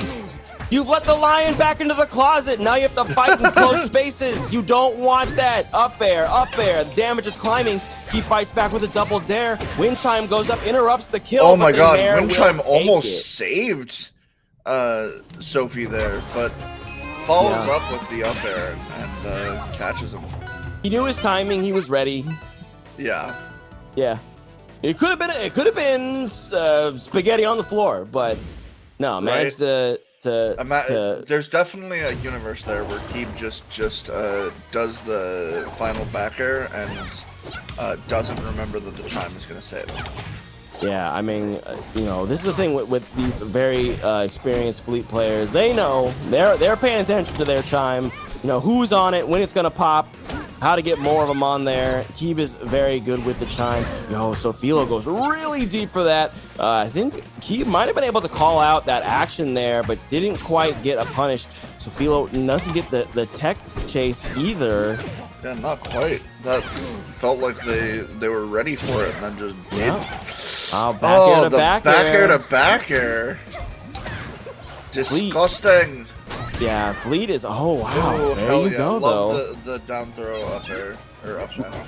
We just saw two character classics there. The Fleet back air to back air, followed by Zetter down throw, up smash, up strongs. I mean, these two are definitely paragons of their character. Oh, the recovery's getting called out. Zetter going really far. Okay. Okay, Nice cannonball. Gets a little bit of damage there, but nothing too much off of the disadvantage state. Pretty minimal, all things considered. Ooh. Yeah. But not from Keeb. Keeb said, no, I want to get you off. I want to get you all the way out there. Yeah, I mean, Keeb was fighting out of the, not just the corner, but off the corner, like off the ledge. He was throwing out aerials and drifts to mix up timing and managed to get Sofilo knocked out for it. But right now, in that edge guard situation, she makes it back though. Down air. Platform situation. Here comes the damage. Up there. There you go. The percent is stacking. It could be swinging in Sofilo's favor. Couple important misses from Sophie though. Maybe. Oh, there it is. It's the spacing. Not enough. Yeah. Fleet is light, but she's not that light. You know, she can do something. Holds ledge though. Yeah. Zetterberg not able to make it back. The ledge this time. No. Yeah. This time we held the dang ledge. Take that free stock. Yo, tech chase on the platform. Big damage. Doesn't parry the wind chime. Oh, man, Trevor Fair might take it. No, it's not. To follow up. Reverse fair off the opposite side of the stage. Definitely not enough here. No, not quite. Keeb is throwing these buttons out. Just naring. There we go. There we go. Wow. Beautiful movement after the hit confirm. Gets the grab to seal it off. This is still very doable for Sophie. Only 71%. That is not outside the range of possibility, but Keeb playing with a mountain of confidence. Decides not to go to ledge. Doesn't want to lose that stock for free. We're battling out of the corner again. Goes for an F strong. Does Keeb. Doesn't get anything off of it, though. Switch sides on the fireball. Oh, the down air. Not going to quite take it. Sofilo smart, realizes that Keeb is not going to hold ledge. From Sophie. Pretty incredible. Oh, the fire is stacking up. The damage is adding up. Oh my gosh. Oh, the fire slam. Caught him with the spike. This is but it caught her with the freaking second hit again. Fleet lives just like he was doing to Maya last set. Yeah, Keeb managed to clutch that out. Sofilo was putting on so much pressure, so much percent, but Keeb instead takes it and gets the reset on Grand Finals. Incredible work from Keeb. I honestly, like, you could see so many options where Sofilo was picking all the right choices, but on that last stock, Keeb finally, like, clenched everything. Caught what Sofilo was trying to do, made her pay for it. So we'll see. I think both players probably taking just a little bit of a breather. I think well deserved. Sofilo played her game, was definitely out there getting that damage, racking up percent. But I feel like in particular she was eating so much damage at the ledge. Like her return, this was the exact same thing that Keeb did to Outcast and to Saika and to Maya. It was just if you're coming back to ledge, Keeb is making you pay 30-40% as attacks, and it's hard to win a game when you're eating that much percent for free. When you're being taxed on simply existing in the air. Yeah, absolutely. Which, you know, that's where Fleet makes all her cash. All right, But we've seen Sophie, do way impressive things from way worse positions. So absolutely, I think that you'd be a fool to completely count her out. No, for sure. And regardless of how hot Keeb's been for the past 5 sets or so. Yeah, so plenty of room for Sofilo to get new opportunities. I think in particular getting hit by these down specials has been rough. So if we're able to call those out, that could be a big change. Right now, Sofilo using some movement to get Fleet to commit to an option and then react to it. Ooh, beautiful up strong. Yeah, There we go. See, that's what Sofilo is needing to do. Like, play that center stage game, get that damage, and then call out some of these aerial drift options from Keeb. But speaking of having your aerials called out right now, Keeb going deep, interrupting the Zetter. There we go. There's a bit of that wind chime. I assume was trying to go for a wall tech there, but didn't get it, and that's going to be the stock. Evened up. Two apiece. Drew Finals off to a bang.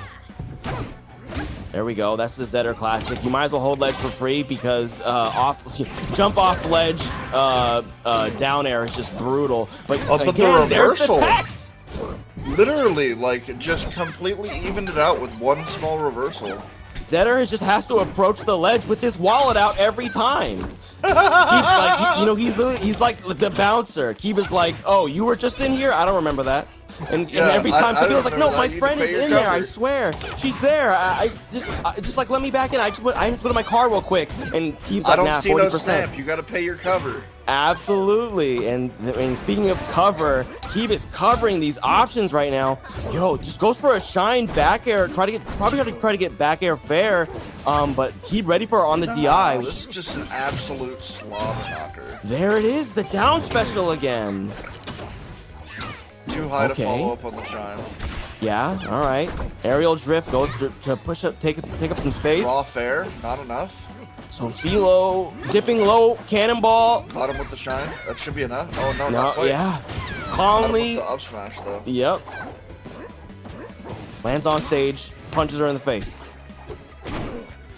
Really looking for any amount of extra credit here. Not trying to get caught by Nares. Which is very, very difficult. Oh my god. Actually caught with up special twice. Oh wow. Sofilo that's bonkers. Sofilo read the jab down tilt. That is bonkers. I mean, like, really, that is, talk about adaptations, right? That kind of small detail is so incredible to call out. But right now, I mean, Sofilo not out of the water and in fact is getting cooked in it. Loses their last stock. Night has fallen, the volcano is erupting, and we have a volcanic game. I mean, the proportions are at that level. Tectonic plates shifting as these two players slam into each other's shields. The wind chime goes up. Sofilo taking a little bit of damage, but both players not committing to anything too strong just yet. And as I say, that damage comes through 90% for Fleet. Keeb is off stage. It's just Sofilo's chance there, but caught it off with the edge cancel. Oh my god. Oh, missed the up smash. Would have sealed it. Actually, like, really smart from Keeb, going a little bit shallower of an angle there. Yeah, ambiguous drift. To prevent Sophie from getting the exact same up smash that she got last time. Amazing. Yeah, we are playing a game of millimeters right now between these three players. Every little... Oh, doesn't hold the ledge. Didn't want to commit to it. Doesn't matter. That is a forward throw to set a statement. Game one, going to Sofilo in true finals. It's insane the mix-ups within the mix-ups within the mix-ups sometimes. Yes. That these players have to go through to compete at this level. Absolutely, and look, in a spot of incredible news, we just announced that we had a GoFundMe to get Ceramic over to Gommel so that she can compete at a high level, PNW, BC locks, and the community has already funded it. So shout out to you guys, shout out to everyone who was here and anyone who already knew that we needed to help out this player, give them an opportunity to make a name for herself. That's really, really incredible. It literally has not, it's been like an hour. So shout out to the community, shout out to anyone who contributed. You guys are amazing. It's pretty incredible. Yeah, I'm looking forward to catching her at Gommel. I mean, Gommel in general is going to be bonkers. It's going to be a scary tournament. We already saw Combo Breaker was intense, but over here we've still got intense action happening on the screen. Keeb getting tossed into the blast zone. Sofilo says, I have made the adaptations. I will see you outside where you can catch these hands. Yeah, it's gotta be scary if you're Keeb after being able to make that reset. Seeing the way that this set has gone so far. Absolutely. And I mean, you love to see it. Like, this is the kind of stuff that we see out of top players. We see them being willing to let certain things rock in grand finals because they know that they want to use all the space that they have available to them, including true finals. Like, when you're coming from winners, it's a little bit different than just playing, set number 2, right? So cool to see Sofilo making adaptations here, but Keeb has some of his own. Calls out the fire slam, which not easy, by the way. No, not at all. That's much more precise than he made it look right there. Yeah, especially since Sofilo can't always just jump out of it. Oh maybe didn't have it yet though. Completely negating any advantage Sophie had in this match so far. Yeah, his punish game has been extremely strong on this particular stock. Oh, the F strong misses by just a little bit. The arrow whizzing by Zetter's hair. Oh wow! Reads the slide off. Called DI. out the slide off. Yeah. That's incredible. That's incredible. I mean, there's so many things that Keeb could have done there, and it doesn't really matter because he instantly took the stock back, one apiece. The vine monsters are out in the background, and we got 2 monsters in the foreground. Which one's going to take it, though? It is still anyone's game. Oh, wow. Great transfer. Great follow-up on the transfer chime, too. Oh, the dare to extend it. Oh, my God. Just into a full combo. Into the amped up strong. Just end Keeb's career. That is not quite, of course. Still got games, but oh, man. That's too straight for Sofilo. It was an impressive sequence, and it was a miscalculation, I think, on Keeb's end, because I think that he might have deliberately gone for mistech there in order to get invulnerability on the chime, but didn't pick an option before the chime went off. I'm pretty sure he was actionable. So those kind, like I said, we're playing a game of millimeters, right? So if you make that tiny of a mistake, as we just saw, Sofilo will get 80% or whatever it was and take your stock for it. Yeah, really a game of millimeters where, like, you even miss, like, a buffered option sometimes, and you're gonna either take percent or just a whole stock for no real good reason other than the opponent's really good. Yeah, that they were ready for you to miss. Speaking of being ready, Keeb with the down strong as Zetter approaches the ledge. It doesn't get a lot at that moment, but it has led to this extended advantage state where they evened up percents just about. Doesn't get a parry on the jet stream, but parries the tornado instead. Drop through Nair will get Zetterburn off of great Keeb. patience. But DI's the throw wrong, and you're a dead DI's box. that really bad. Yeah, the DI mix-ups on Zetter's I feel like throw. that's been the biggest difference I've seen this game, or this set, rather, from the set that Keeb reset, is just the patience from Sofilo. Yeah. Being willing to wait that extra attack, that extra moment to get the clean opening instead of just trying to scrap the whole time. I mean, literally, QED, as you were saying it, could have just gone for a parry or shield on that wind chime, but instead waited for Keeb to drop his guard in order to capitalize on whatever, wind chime option that Sofilo picked. But instead, it led to this entire opening as she wave dashed out of shield and, set up this entire combo. I mean, 105%. DI's the F tilt wrong, and you're dead early. Yeah, that was a really early stop. If you're Sophie, you smell blood in the water.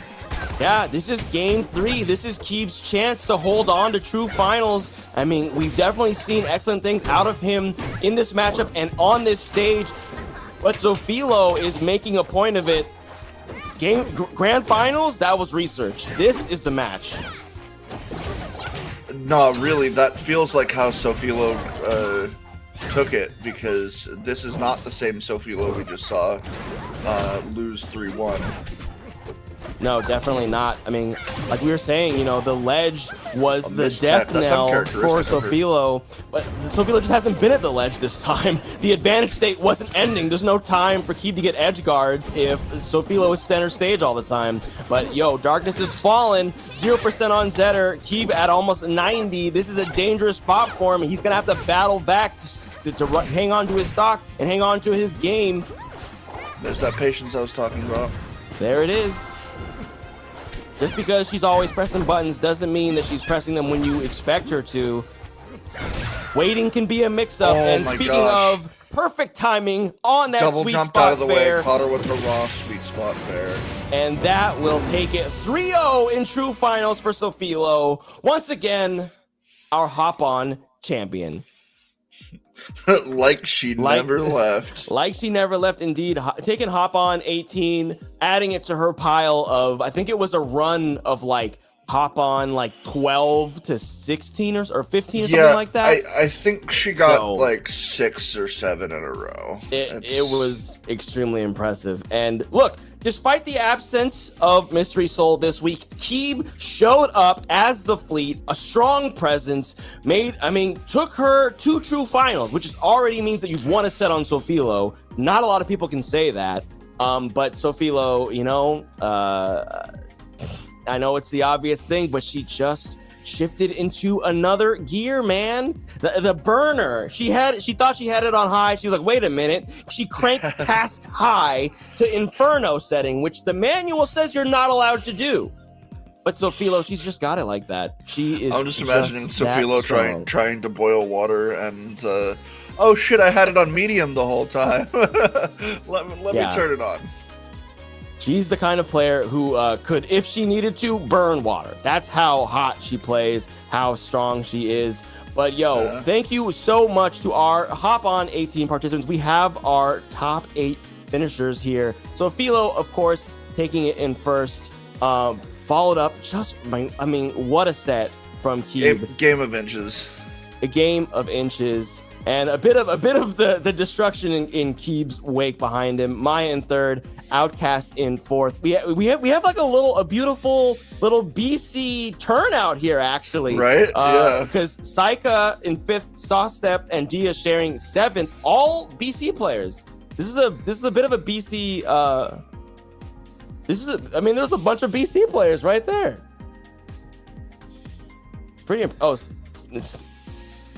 Sawstep is Oregon. My bad. Yes. So we got a couple. We got 2 Oregonians, 2 Washingtonians, but everybody else is BC. Oh no, Sofilo is California, so just one person from Washington actually. Wait, I thought Sofilo was from Washington. No, she's, I believe, somewhere in California, which is why her ping is high in Hop On. Which, again, she won all that at like 72 ping. Yeah, I think it was 60 something, but still. It's pretty impressive. Shout out to everybody. NorCal gal. Shout out to everyone who came on and participated. It was honestly super awesome. Amazing to see Keeb make another crazy run, back-to-back hop-ons.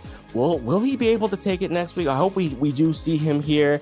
1,000,000% has the potential, I think that Keeb has definitely proven themselves. Frankly, I was surprised to even see them get the reset. I'm happy for Sofilo and being able to close it out and have that sort of dominance in the grand finals. But Keeb absolutely proving that they can do it. Absolutely. Even after last week. Yeah. It's amazing stuff. Well, I don't know if you have anything you'd like to shout out, Furtree. You want to hit them with any info? No, just shout out Hop On team, running a great event every week. There's a lot that goes on behind the scenes that people don't know. It's true. This is a really cool event, and I'm always happy to, do anything for it. How about yourself? Yeah, we just out here having fun on the comms. I love it. Very thankful for the opportunity. Thank you guys, Hop On, for letting me on the mic. And thank you all the players for showing up, keeping this stuff hot, because we just have such incredible talent in the PNW. Speaking of the PNW, there are quite a few tournaments out in Washington, Oregon. Just things, in case you didn't know, we do have the Infernal Land coming up on June Saturday. That's up in Golden Gardens in Washington, if you are in the area. And then we've got Rock's Nest June 21st. That's up in Linwood. And then Major's Mansion June 28th in Portland, Oregon. So a lot of big hitters. These are big events. We want a lot of people. It's going to be fun. gonna be awesome. I hope to see you guys there. I know a lot of people already pretty signed sure up. there's but Blazing Battlefields in like early or mid-June in it Washington is as early well. July 5th, again on a Saturday. Okay. Down in Des Moines, Washington. Also a fire event, no pun intended. So thank you guys so much for tuning in. I think that is going to do it for us. But we look forward to seeing you guys next week. We'll catch you guys later. Yep.